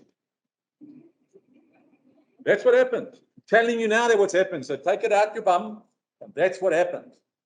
So we need to change it. We need to change the way we do things. Okay. And then we've got the Barefoot Bowls corporate leagues. I put the newbies in there. Then it's social level, social bowls. Not everyone wants to play competitively. Then competitive, that's making JBA competitions, your tab sessions, etc. Then we pop into league, and then we go into districts, and then we go pro tier. Does that make sense? Does everyone agree that that would be our pyramid? And on the right-hand side, if you look on this side here, we talk about everyone should be marketing. Absolutely everyone. BSA should be marketing, districts should be marketing, and individuals and clubs should be marketing. Okay, it's what we have to do.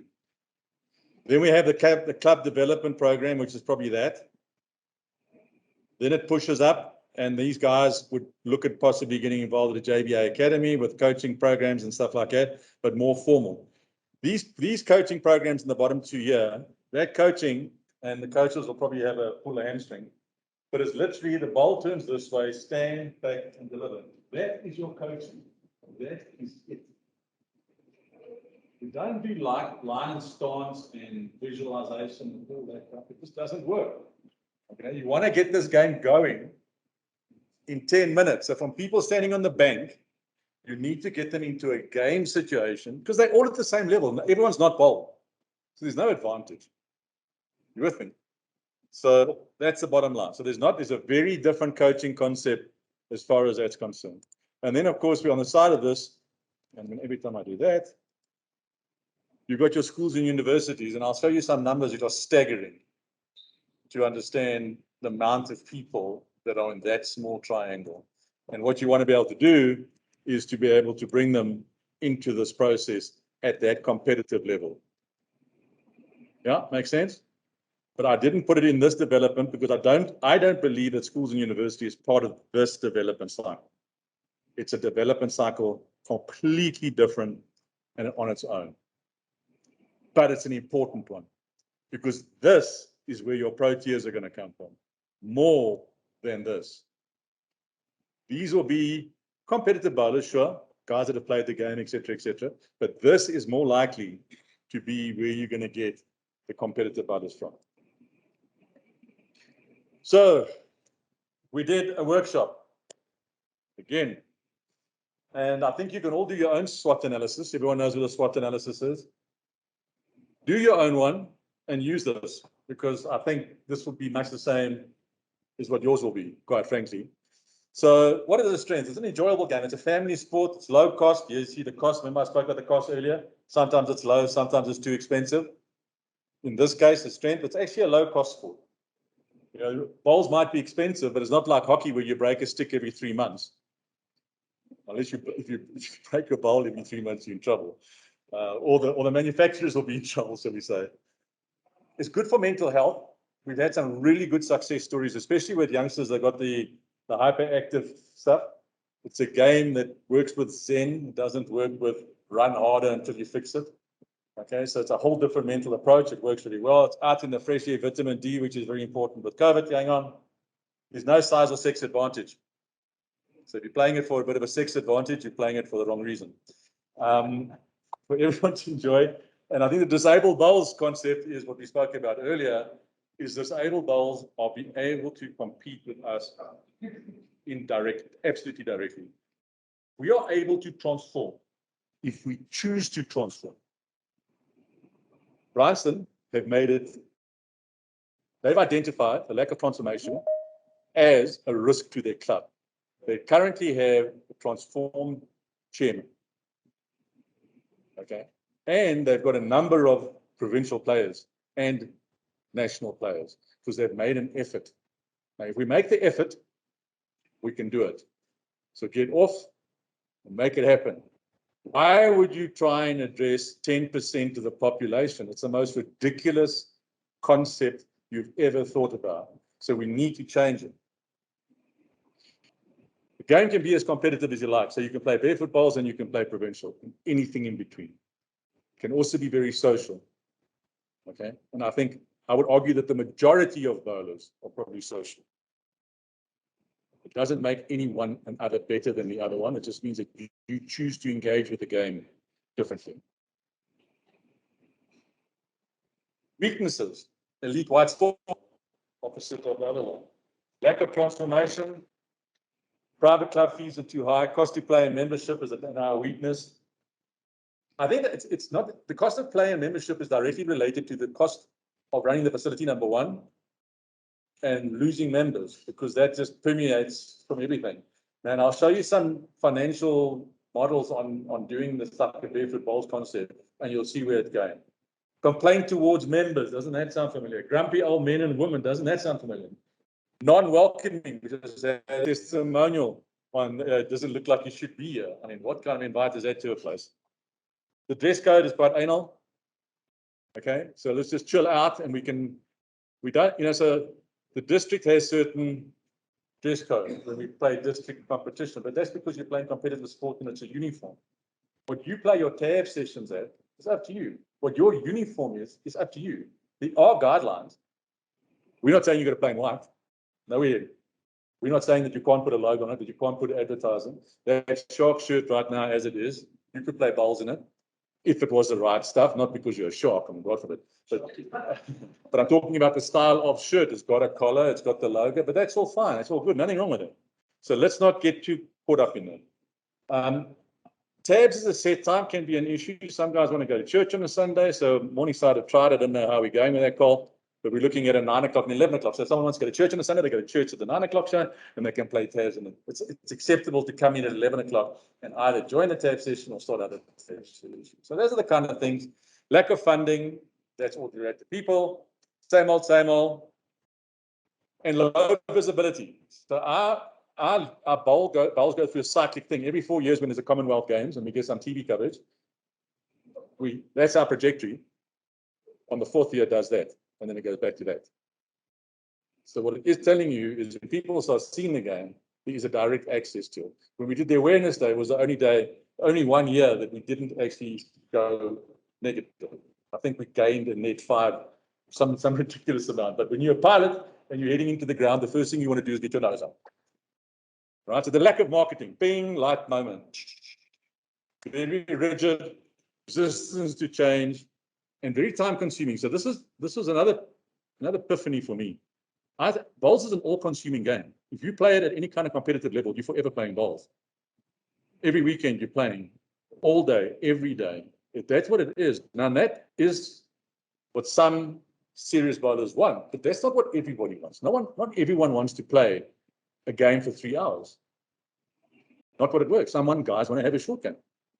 You get what's happened when you go on and the tabs get drawn. You say, oh my God, we're playing with Zimmer. Now you've got 2.5 hours with Zimmer. Why don't we have a 2-tab session? So halfway through the tab session, you do another draw. So if you got Zimmer the first time, hopefully you get someone else the next time. That kind of thing.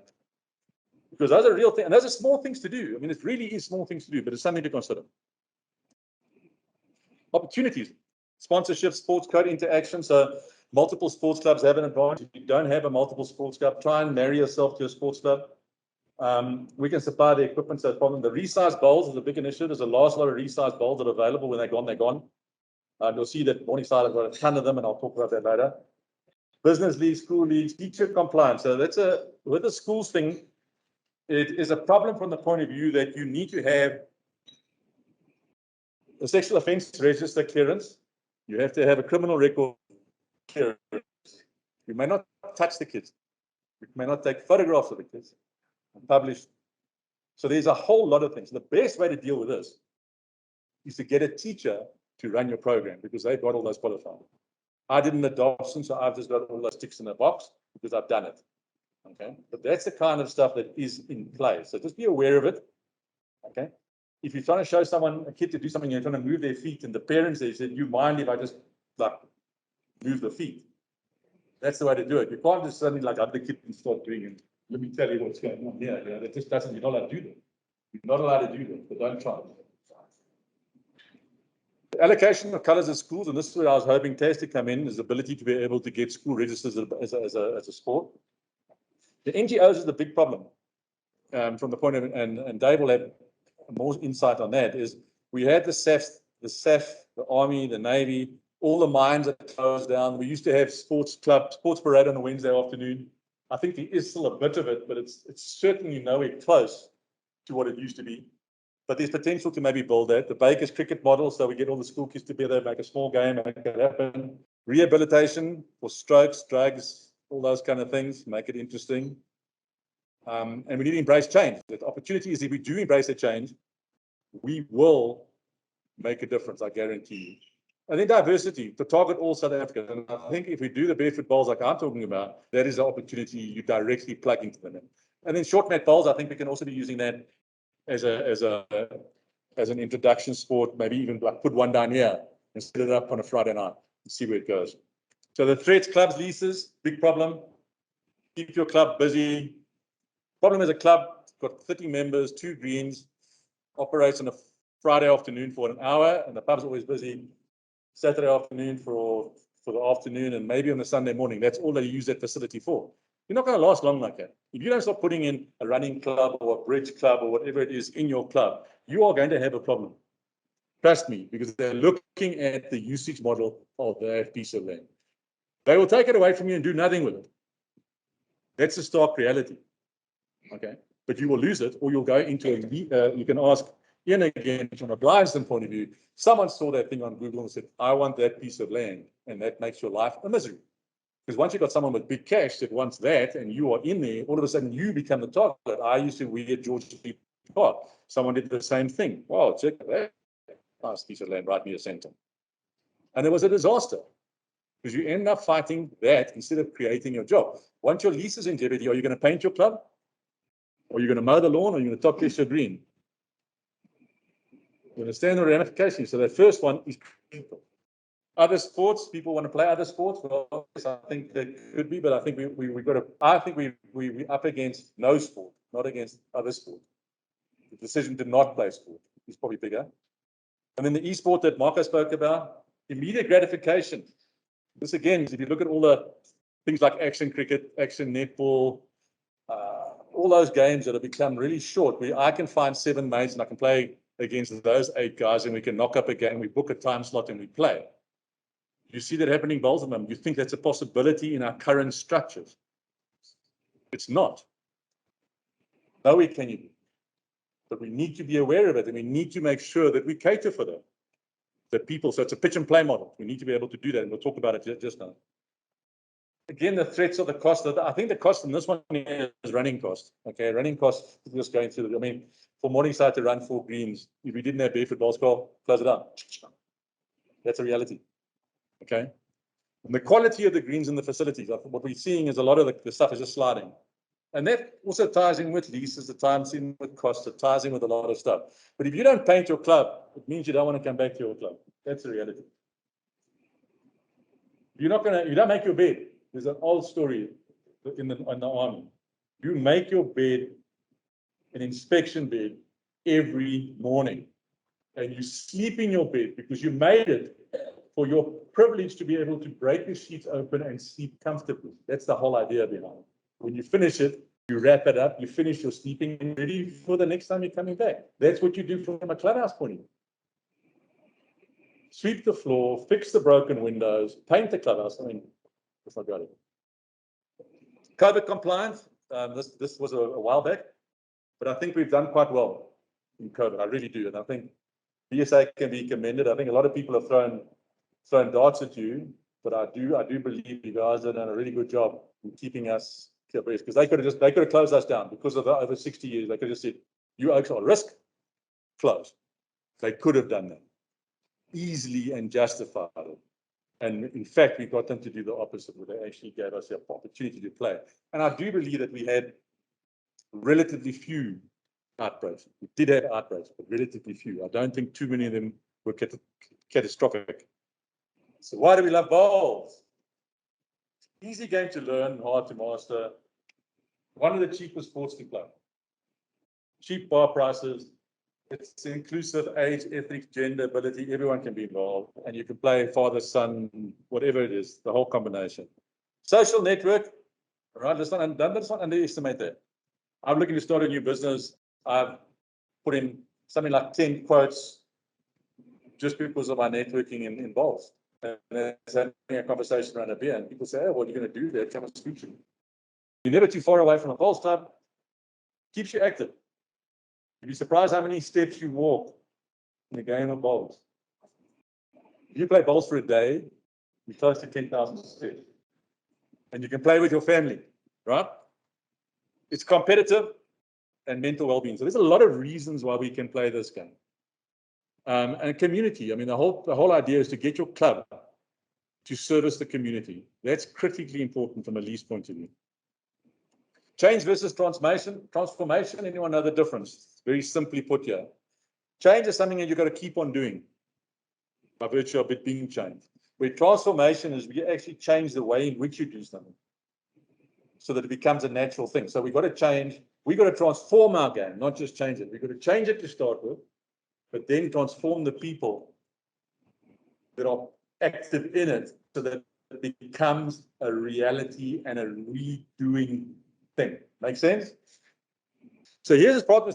We spoke about the fact that we've got 420 clubs for 23,000 bowlers. There's 25,000 schools with 12 million kids. And if we choose not to address that market, we are mad. How are we going to do it? Well, and I'm talking now to the digital audience, we need every single district to approach their local schools organization and try to get bowls registered as a sport.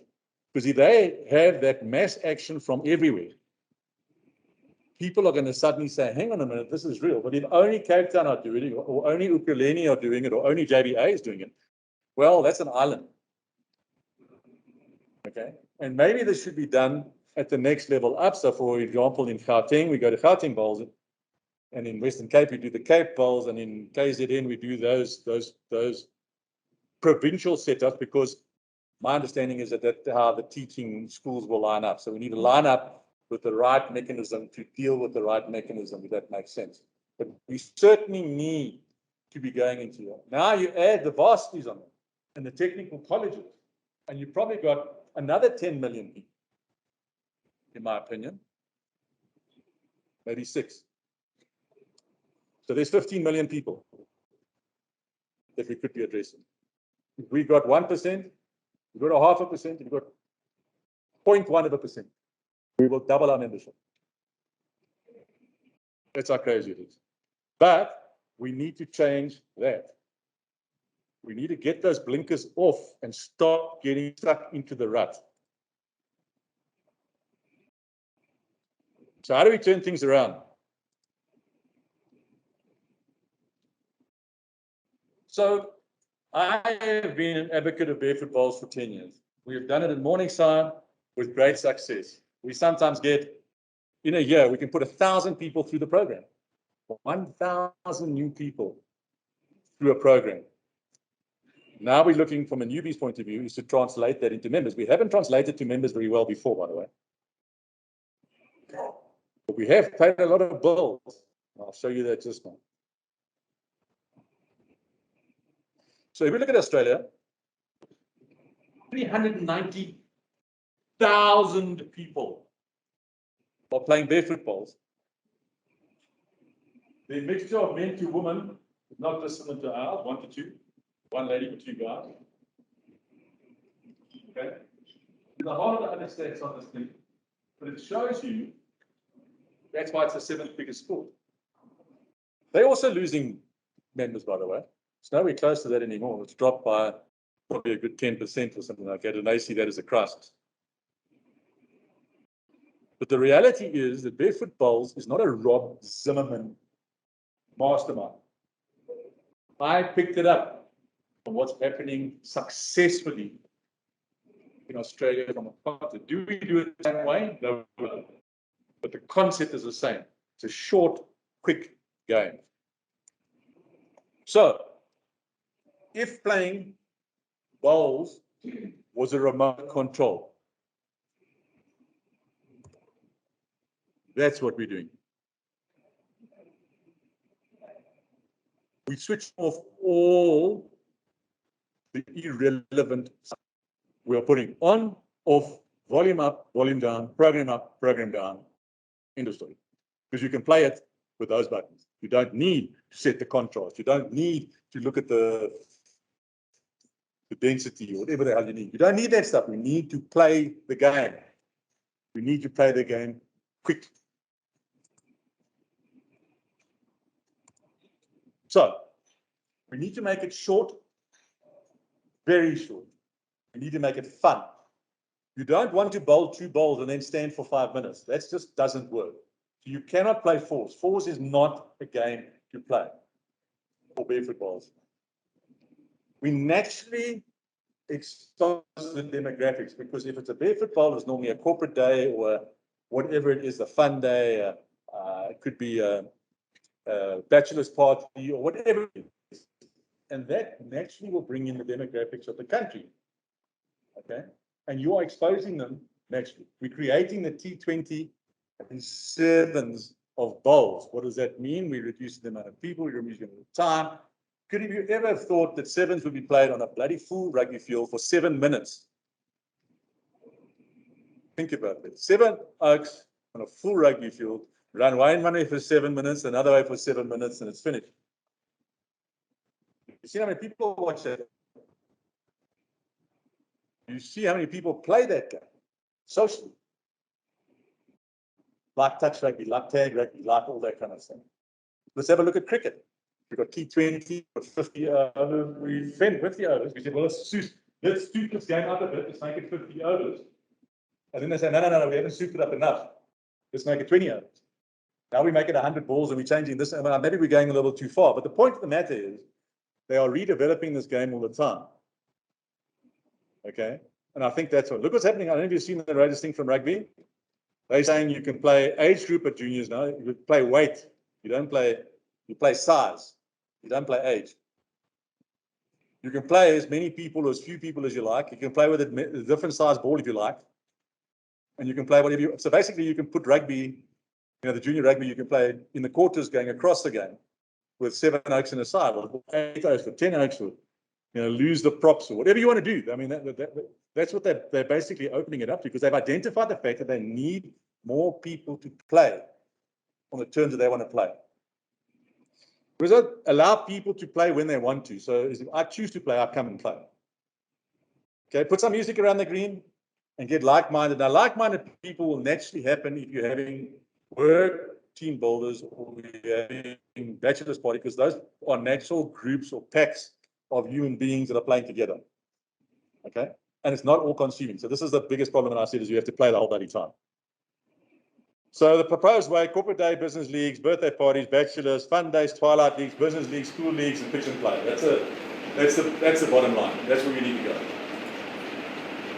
These are some of the posters that Morningside is thinking about. Now that, in my mind, is slightly more related to marketing than it is to an information poster. Okay, so it's a little bit different. It's a bit off the wall. We put it on Facebook. We put it on our TVs inside, so that we can actually get things done. So, if I told you we play 4 innings, would you believe me? We play 2 ball trips, 4 innings. All bowls are live. In other words, the ball goes into the ditch, it's live. Everyone plays from the same side. There is no skip. Now that's the biggest problem to a bowler. You can't be skipped with a whole lot of newbies around. Everyone stands on this side. Then, if we had a lead, we don't call it a lead. 1 bowls the first ball. 1 bowls the first ball. 2 bowls the first ball. 2 bowls the first ball. 3 bowls the first ball. 3 bowls the first ball. 1 bowls the second ball. 1 bowls the second. I don't know if you finish it from there. You get the drift. Now, what does that do? People are not standing around doing nothing for 5 minutes. The other thing that's quite interesting is I can put 3 people against 2. If the numbers, because with Barefoot bowls you have to balance the numbers up to play a game, right? I can put 3 against 2. This side bowls 2 balls each. This side bowls 3 balls each. The scoring is all the same, and it all piles into the same pack. We can also have 3 ball pairs on 1 ring. So if we've got 10 people pitch for a Barefoot ball, we have 1 trips game and 1 pairs game. All scores the same. We're playing with 6 bowls. It lasts 30 minutes. Again, we play from the 4 meter to the 4 meter. Why do we do that? We keep the length consistent because that's what needs to be done. So it's a difficult game when you first start. Right? And it also takes the traffic off the 2 meter mark. So the greenkeeper's not going to put it. You get 2 points for the win. Each score, by the way, score 4, 3, 2, 1. Closest ball 4, then 3, then 2. So why we do that? So someone lets one go as a fluke and they score 1 point and they get excited. You don't understand how excited they get when they score some value. Right?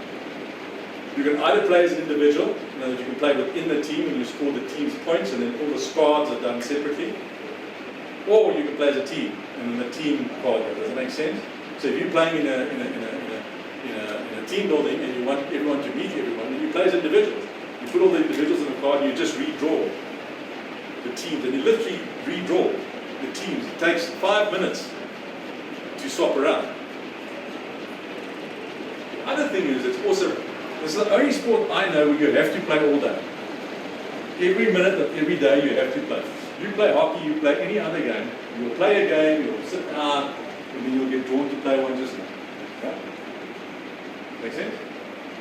So when we've only got 2 greens at a club, and one's going to be pulled by tags, instead of putting 36 players there, you can put 72 players there because you can play them in different shifts. You're only waiting for a half an hour. You're going to get people watching the game. You're going to have a couple of beers while you do it. And it's totally acceptable to play one and sit one out. And it doesn't have to be 72. It can be 46. You can just shuffle them out. As long as everyone plays the same amount of games, not an issue. Make sense? So that's like just my quick drawing. So what you do, the bowls stay on the green. You don't bring your own bag. The bowls stay on the green. The biggest problem with barefoot bowls is herding cats, trying to find the bowls and putting them together. Okay, so let's do that once a day at the end. So you put the bowls on the green. There's your 3 people on each team. As I said, there's no skip on that side. Okay? All this side, all bowling that way. You don't mark touches, why? Because there's no one there. The 4 meter is placed, so you don't have to send to the jack. The bowl in the ditch is live, the one outside of that was dead. Right? And it's 4 points, 3 points, 2 points, 1 point. Out of 10. So here's an interesting thing, the card we normally fold up. One part gets your name in the scorecard, you keep that. And the other part, which is this part here, you can give it to your HR person about another day, or friend, to check this, it's quite cool. And on the right hand side, it's your sponsors. Now you can have your local restaurant to say, you can go to the Spur. Say, listen, if someone gives you one of these pieces of paper, would you give us a free coffee with a free meal? And why is that important? Because then you can measure what your kickback is on the Spur. And suddenly they started to say, well, hang on, we're giving a lot of coffee away. It's actually a good idea to support this guy. Now they might actually sponsor another tournament. Because they've seen that, hey, it translates to feed through my business, right? Make sense? And we'll go in more detail if we have to some other time. So here's the pricing at the moment. Now, some people will tell you it's too much, and Joe, it works. 30 Rand for a green fee, that's to play on the green fee. 30 Rand for the bowls higher because we supply them. The next one's important. 30 Rand goes towards the coaches. What does that mean? The guy that can't find a job, because there's a lot of those people, or guys that retired and don't have a pension, okay, they are able to coach these guys and actually earn some money that they can pay their subs to buy a game. But you can't compromise on the attitude. You've got to cut attitude, you don't want to do that. Because that's why they're unemployed. You understand what I'm saying? And then what we're looking to do from a funding point of view, we'll talk about funding later, the possibility of a 10 Rand marketing fund to be able to get everyone to put 10 Rand, or we're looking at a loyalty program which we'll touch base with now. But that's the concept behind it. Now, if a club does 1,000 people, it's 75 Rand a head, revenue 75,000 Rand. Coaches get 25, the club's got 50.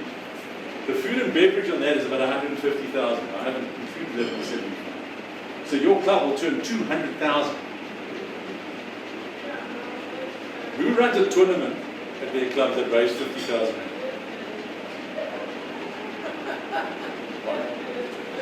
My point is revenue lying on the table.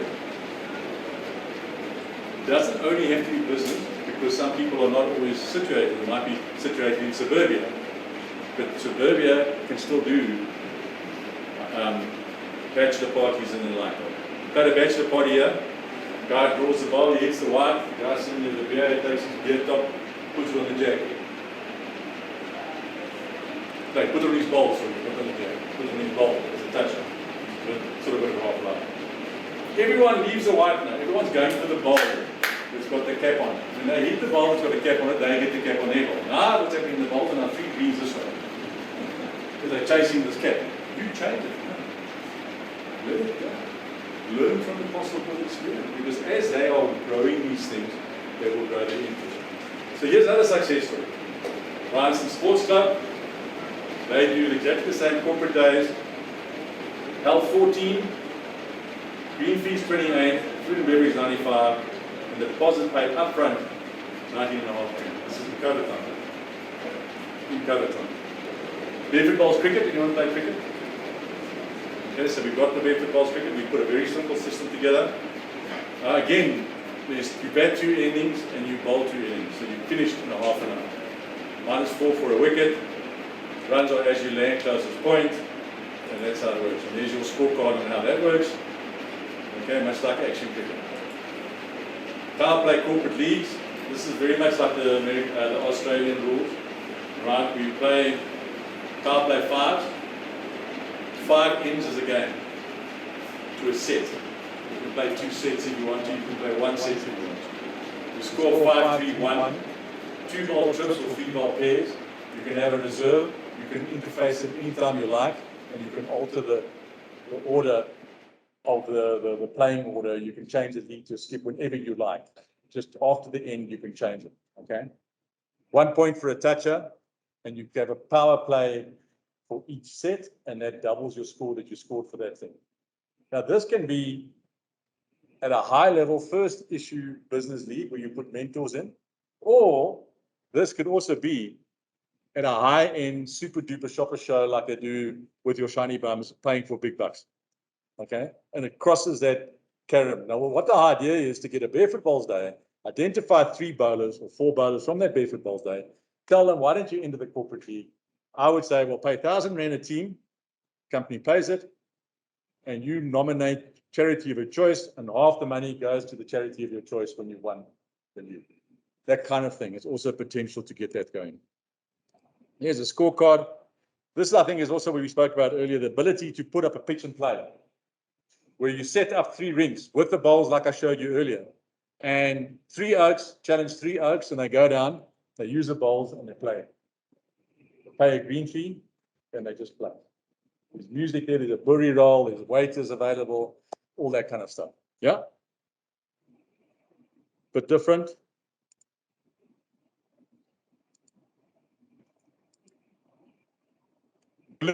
Use some clothing. So the whole idea is I did it means you participated. I do it means you're a coach. Okay. So we're looking to do those shirts with the different clubs and the different districts on. We're looking to put a branding thing together, which will be available for all those involved. To do a scoring app. So the scoring app here now, this is important from a BSA point of view. You always want to know who participates. So what we do is in 15 people participate, you load them into the app.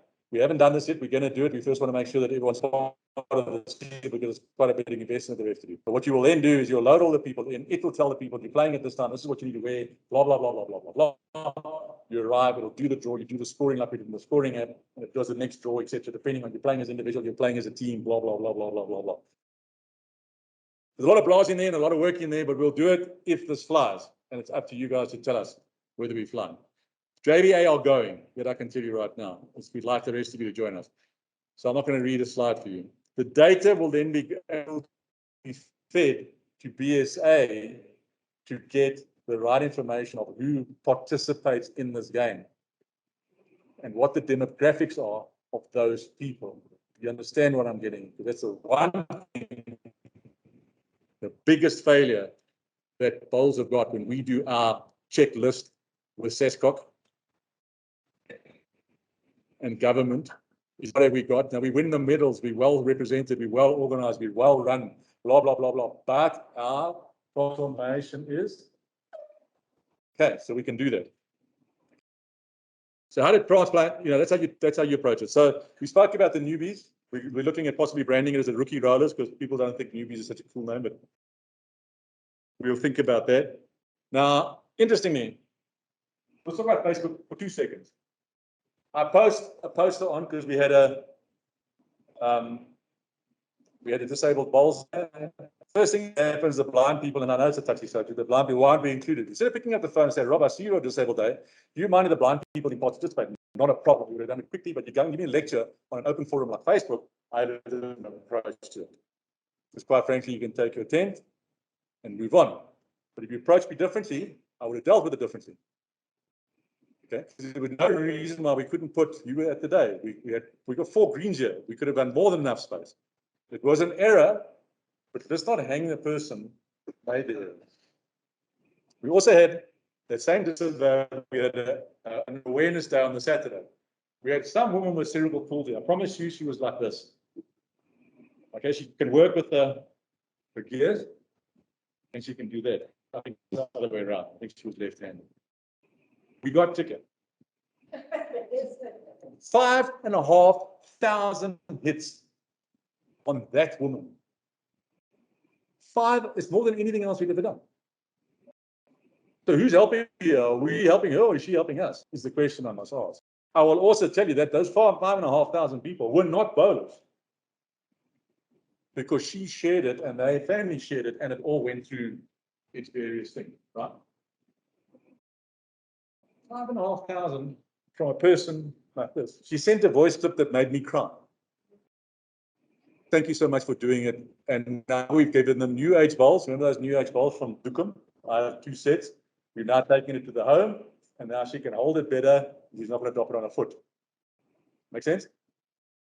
But it's about approach. So checklist.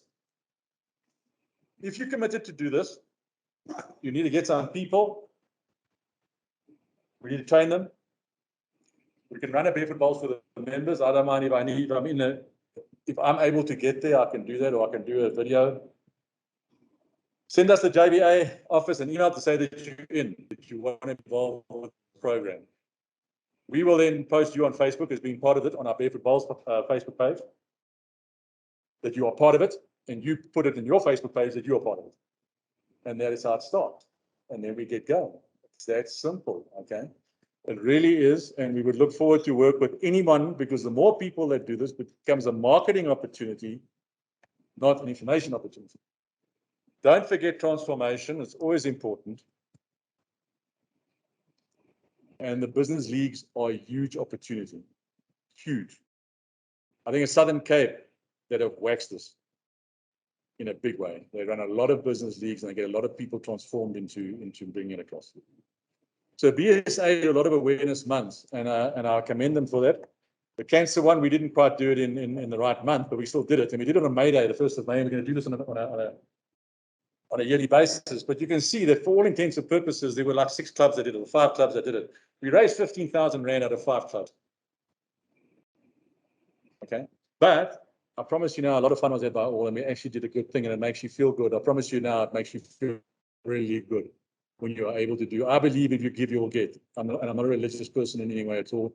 I just believe in the order of life. That's how it works. But there are other initiatives. There's charity drives for cancer. There's our disabled that we did. There's a women's month. You know, do a pink drive or whatever you want to do. And then again, National Cancer Foundation. Cancer is a really good one. Okay, so that's my Barefoot Bowls pitch. You don't have a queue of you outside here when I finish. There's going to be all hell to play. No, not seriously, but I think give it some consideration. We'd love to have you on board. I'm telling you, it works. I've done it for 10 years. If you don't want 50 grand a year in your club, I can't help you. If you want it, I can help you. That's the story. So I'm going to land over to Ian. Ian's going to take us through the academy and one of the other funding models. And then we're going to get to getting to the end of it. Thanks, Rob. We'll see what this poster says. Let's think out the box. So where I'm going in the next couple of minutes is thinking outside the box. And I'm going to share some information with you, present some figures, and let's have a look at what is possible.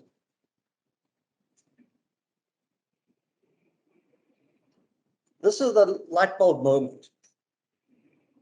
We've heard many times this morning about costs of running a bowling club. We've also heard about the skills required to run a bowling club. All of a sudden, we've got an opportunity, and there are 2 gentlemen here, Kelvin and Johan. And if anyone wants to chat to them afterwards, please, they're here to answer any questions. They are from an organization that runs a loyalty program, My World. They are based in 50 countries internationally. They have 150,000 merchants, and they have 15 million customers to date. The way the program works is actually very simple. They tie up with organizations. They tie up with organizations such as Inter Milan, the Sharks, Liverpool, Formula One, MotoGP, the Lions, etc. That's just a sample of those organizations. A lot of those companies are publicly listed companies. They've done the due diligence into the credibility of My World. They're international. We don't have to do that again. It exists. JBA have decided we're going to be part of this elite group. We're going ahead and signing up with My World on the loyalty program. What it does in round figures, JBA, let's say we've got 1,200 members. Each member spends 300 Rand per month. Example. Everyone here, our airtime on our cell phones is more than 300 Rand a month. That gives us a monthly spend of 360,000 Rand. JBA gets 1% commission. That gives us 43,000 Rand a year. Nice sum of money, but it's not a wow. Let's take it a step further. Let's say every JBA member and their spouse. Now we're looking at 2,500 people. Now we spend 500 Rand altogether. And you do the sums, we end up with 144,000 Rand a year. Now, the 144,000 Rand a year, that is something that you can start working with. If 5 districts do this, we've got 500,000 Rand. 500,000 Rand. Now we're talking about development. Now we're talking about marketing. Now we're talking about covering costs. All this is exciting. The light bulb moment is this is slipping through our fingers every day that we don't participate. The number of, here are an example of the merchants. You get Checkers, Pick and Pay, Spur. The list is endless. And that's just a sample of all the merchants that participate in this scheme. Every one of us in this room spend money at those stores every month. And that is why it's an absolute no-brainer to participate in this scheme and get that income that's not going to cost us anything. And it's going to pay a lot of dividends. The proposal is that for every Rand that comes in, the academy will be allocated 50% and the members club will get 50%. So we're splitting it. There are very sound models that are run by My World, where they just pay the beneficiaries. So all that is recorded. This expenditure is recorded, the proceeds are recorded, the payments are recorded. You can go onto your app and see exactly how much you've spent and what you are due.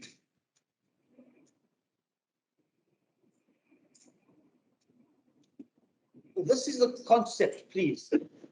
Guys, don't get into a tiz about the detail here. This is the concept of an academy that is totally different. The academy is going to be run by a board of trustees. And those trustees could be made up of JBA, BSA, someone from a financial background, coaches, players associations. That could be the trustees. What we're trying to promote here is where this academy is different to all academies that have been spoken about previously, is that all the income that comes into this academy will be invested in a fund. And only the proceeds, the interest of that fund will be used to run the academy. So in other words, the capital is never touched and the capital merely builds. And what we do with that is then we have a phased-in approach of how we develop this academy from day one. The academy can be multifaceted. What we've got to understand is that if you look at the figures that Rob put up there about the 25,000 schools and the 12 million learners, that's where we should be focusing the growth of this game for the future. The academy is going to have a high performance center because we've got to look after the cream players. It's going to have a Barefoot Bowls component because that's how you get your corporates and new people in. It's going to have marketing, technical officials, hospitality coaches, etc., etc. It's multifaceted. It's huge. The concept is that the people who run the academy get paid a salary. They are not doing this on a voluntary basis. That's the difference. Because we're going to be generating income, earning interest on the income on a monthly basis, we're going to be paying people to fulfill this facility. Can you imagine that if this academy could put out greenkeepers where we could say to clubs, you don't have to pay for your greenkeeper. The academy is now creating a position for you. Every club could just be saving at least 100,000 Rand a year in costs. A lot of money. If we look at the greater expansion of the academy, that is what the organogram could look like. When you start looking at the detail of what could be coached and promoted within the academy. And at the bottom line, we're going to bring in the people at the bottom and try and get them out at the top to make it international players. How do we fund this? There's an organization, Sports for Africa. They are an organization who specialize in raising funds for organizations pertinent to putting up sporting facilities in Africa. They are a multinational organization. They are available to help. United Nations. The United Nations have a department for sport and peace development.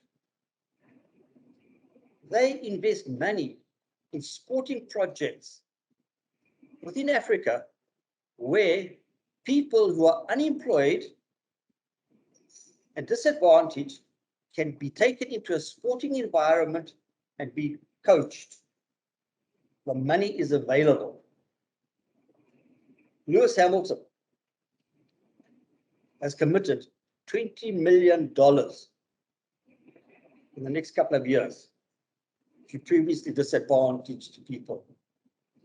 He has been a major exponent of bend the knee in Formula One motor racing for those who follow it, and he's now putting money where his mouth is. He's committing $20 million.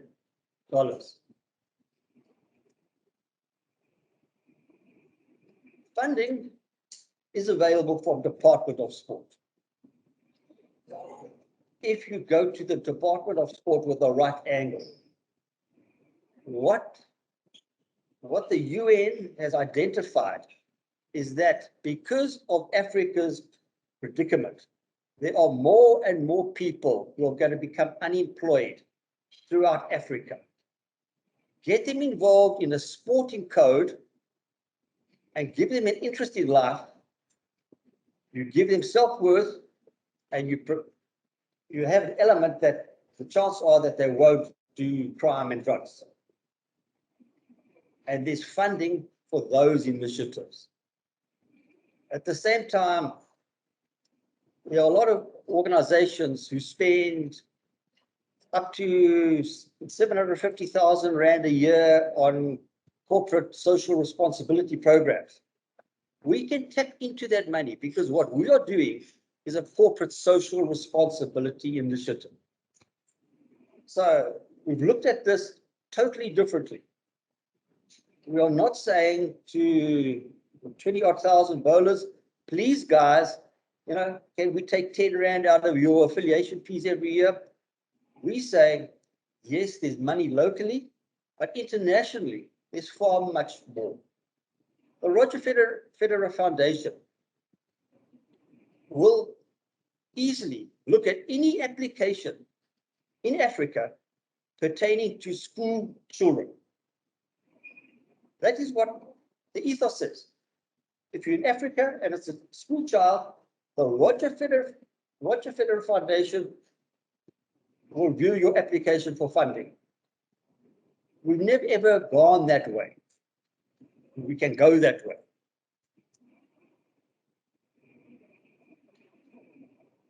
if I say, guys, we need to raise $10 million, it's a huge number. $10 million. It's 150 million rand. What does 150 million rand give us? At a 5% interest rate, it gives us 600,000 rand per month. We can run an academy on 600,000 rand, and we can cater for all those elements that we've discussed. But is this going to be easy? No. Is it doable? Definitely. Why do I say that? Because we've never tried it this way. And there's just too much evidence to say that there's funding available for propositions such as this that's going to help us grow the game of bowls, plus all the people who come along from a disadvantaged environment. Part of that all fits into the overall marketing strategy of how we need to run our clubs, how we need to run our districts, and how we need to run the national body. We have to get all these to tie in together. And only by tying them in together and having a common approach, as I said, right from the beginning, let's lose the shotgun approach that everyone is practicing. We've got to have a definite target. We've got to have a definite goal. Let's set that and move forward to achieving that. It's actually easier said than done, but it's very much doable. So Justin, or where we go forward, if you look on the BSA website, there's a lot of collateral to do with corporate days and getting new members and all kinds of stuff like that. I urge you to look at it. It's very useful. It might not be in the exact format that you want, but there's certainly someone's applied their mind to that, and there's some really useful stuff there. We're going to give you the various breakdowns. We're going to do some video shoots of all the different games. We'll get that around. What we want to do is make sure that we've got a marketable product. So we want to get a unified name so we can actually brand an offering. And that's what we're trying to achieve. So we need your guys' inputs as to if we're on the right track or not, because quite frankly, we're only going to do it ourselves at JBA. We're doing it at a different level. If we're doing it at a different level from a BSA point of view or for other districts that are going to be joining us, we welcome you all, and we're able to do it from a completely different level.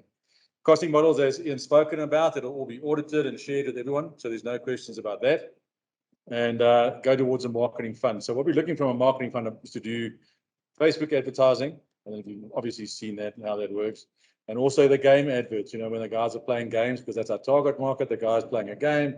At the end of the day, he gets a 5-second snip. And to put those kind of ends, it's quite a cheap form, and we can put it on and put it off. We can burn at a certain rate, and we can control that and get it out there, and it'll be completely different to what we've ever done before.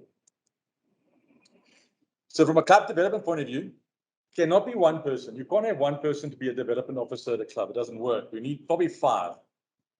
But 5 people in that subcommittee. We need one person to be on the committee, so to say, and probably 5 people to support that person closely. I'm not talking about 5 people that do coaching. I'm talking about 5 people that support the committee. And they need to look after Barefoot Bowls, corporate schools, newbies communication, and all the rest of it. Okay, they need to be mentors as well. So when Veronica was talking about to get the mentors to help people when they join the club, so they can feel, tell them where the toilet is. Tell them where the notice board is. Tell them how it works, because I promise you now, we all make a lot of assumptions that we learned over 10 years. So the takeaway, the communication vacuum. Now, and I've got a slide for that. What happens at the moment, and I understand where it comes from historically, BSA send out a circular, they send it out to the districts send it out to the clubs send it out to the individuals. Now, if you look at this, so let me just do that, so everyone can see where I am. That's your BSA. They send it to those districts which are 20.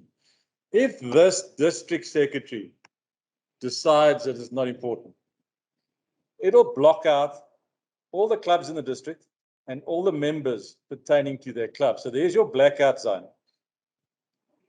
In the event of the district forwarding it and the club decides to have a secretary that doesn't send it out, then all those members of that club.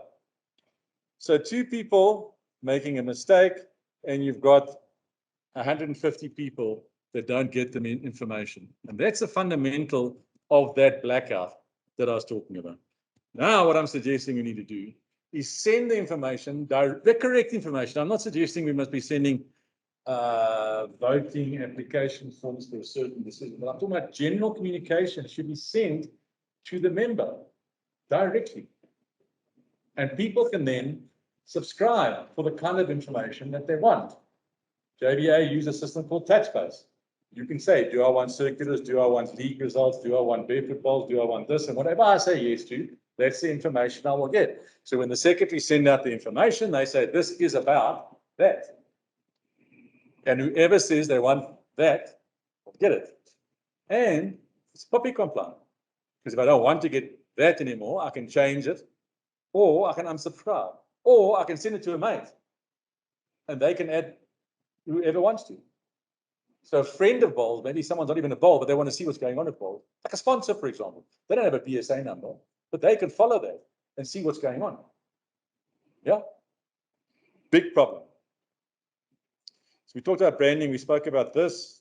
So it's either going to be the loyalty program. I would suggest if we could get that started, would be a good idea. Or we can do the 10 Rand per person for barefoot bowls, then maybe 20 Rand per person for business bowls. All that money will be collated into a marketing fund and will only be spent on marketing the game. That's the purpose. It's ring-fenced for this software, the loyalty program, or these contributions, depending where we end up, and we'll get feedback. But that will be focused on marketing the game. That's the idea. All right. Those people that are involved will be marketing in your area, because we can do that.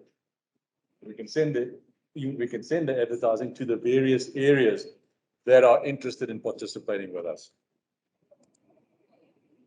Here we go again. As soon as I get that thing, we spoke about that.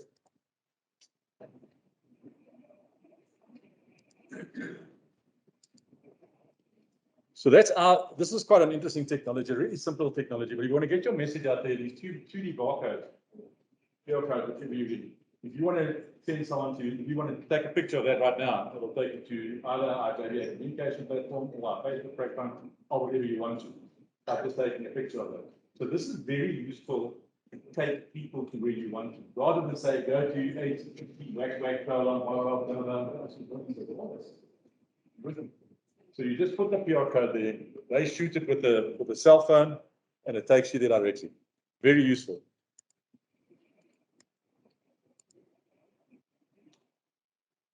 So we'll do some questionnaires and see. We will send up a follow-up to all the people that participated. We're also going to create marketing material, branding apparel, video, social media, websites, a whole lot. We're going to get sponsorship. We're going to get the app. We've got the awareness day going, all that kind of stuff. We want to supply the scorecards because we want to get them branded by sponsors. So we're looking for sponsors specifically for this market. Why is that different? Well, that's different because these are non-bowlers that are actually, it's a whole new range of people that are going to be approached with these, with this kind of stuff. Shirts for the thing, this is a half-done shirt, is about to be completed, but those shirts are available. If anyone's interested, just give us a shout, drop us a mail. And we eventually got the end, and the time is 5 minutes over. We didn't have the Q&A, so we've run long. So just quickly, thank you all for participating. I know it was a long stretch, but I think it was an important stretch to just get it out there.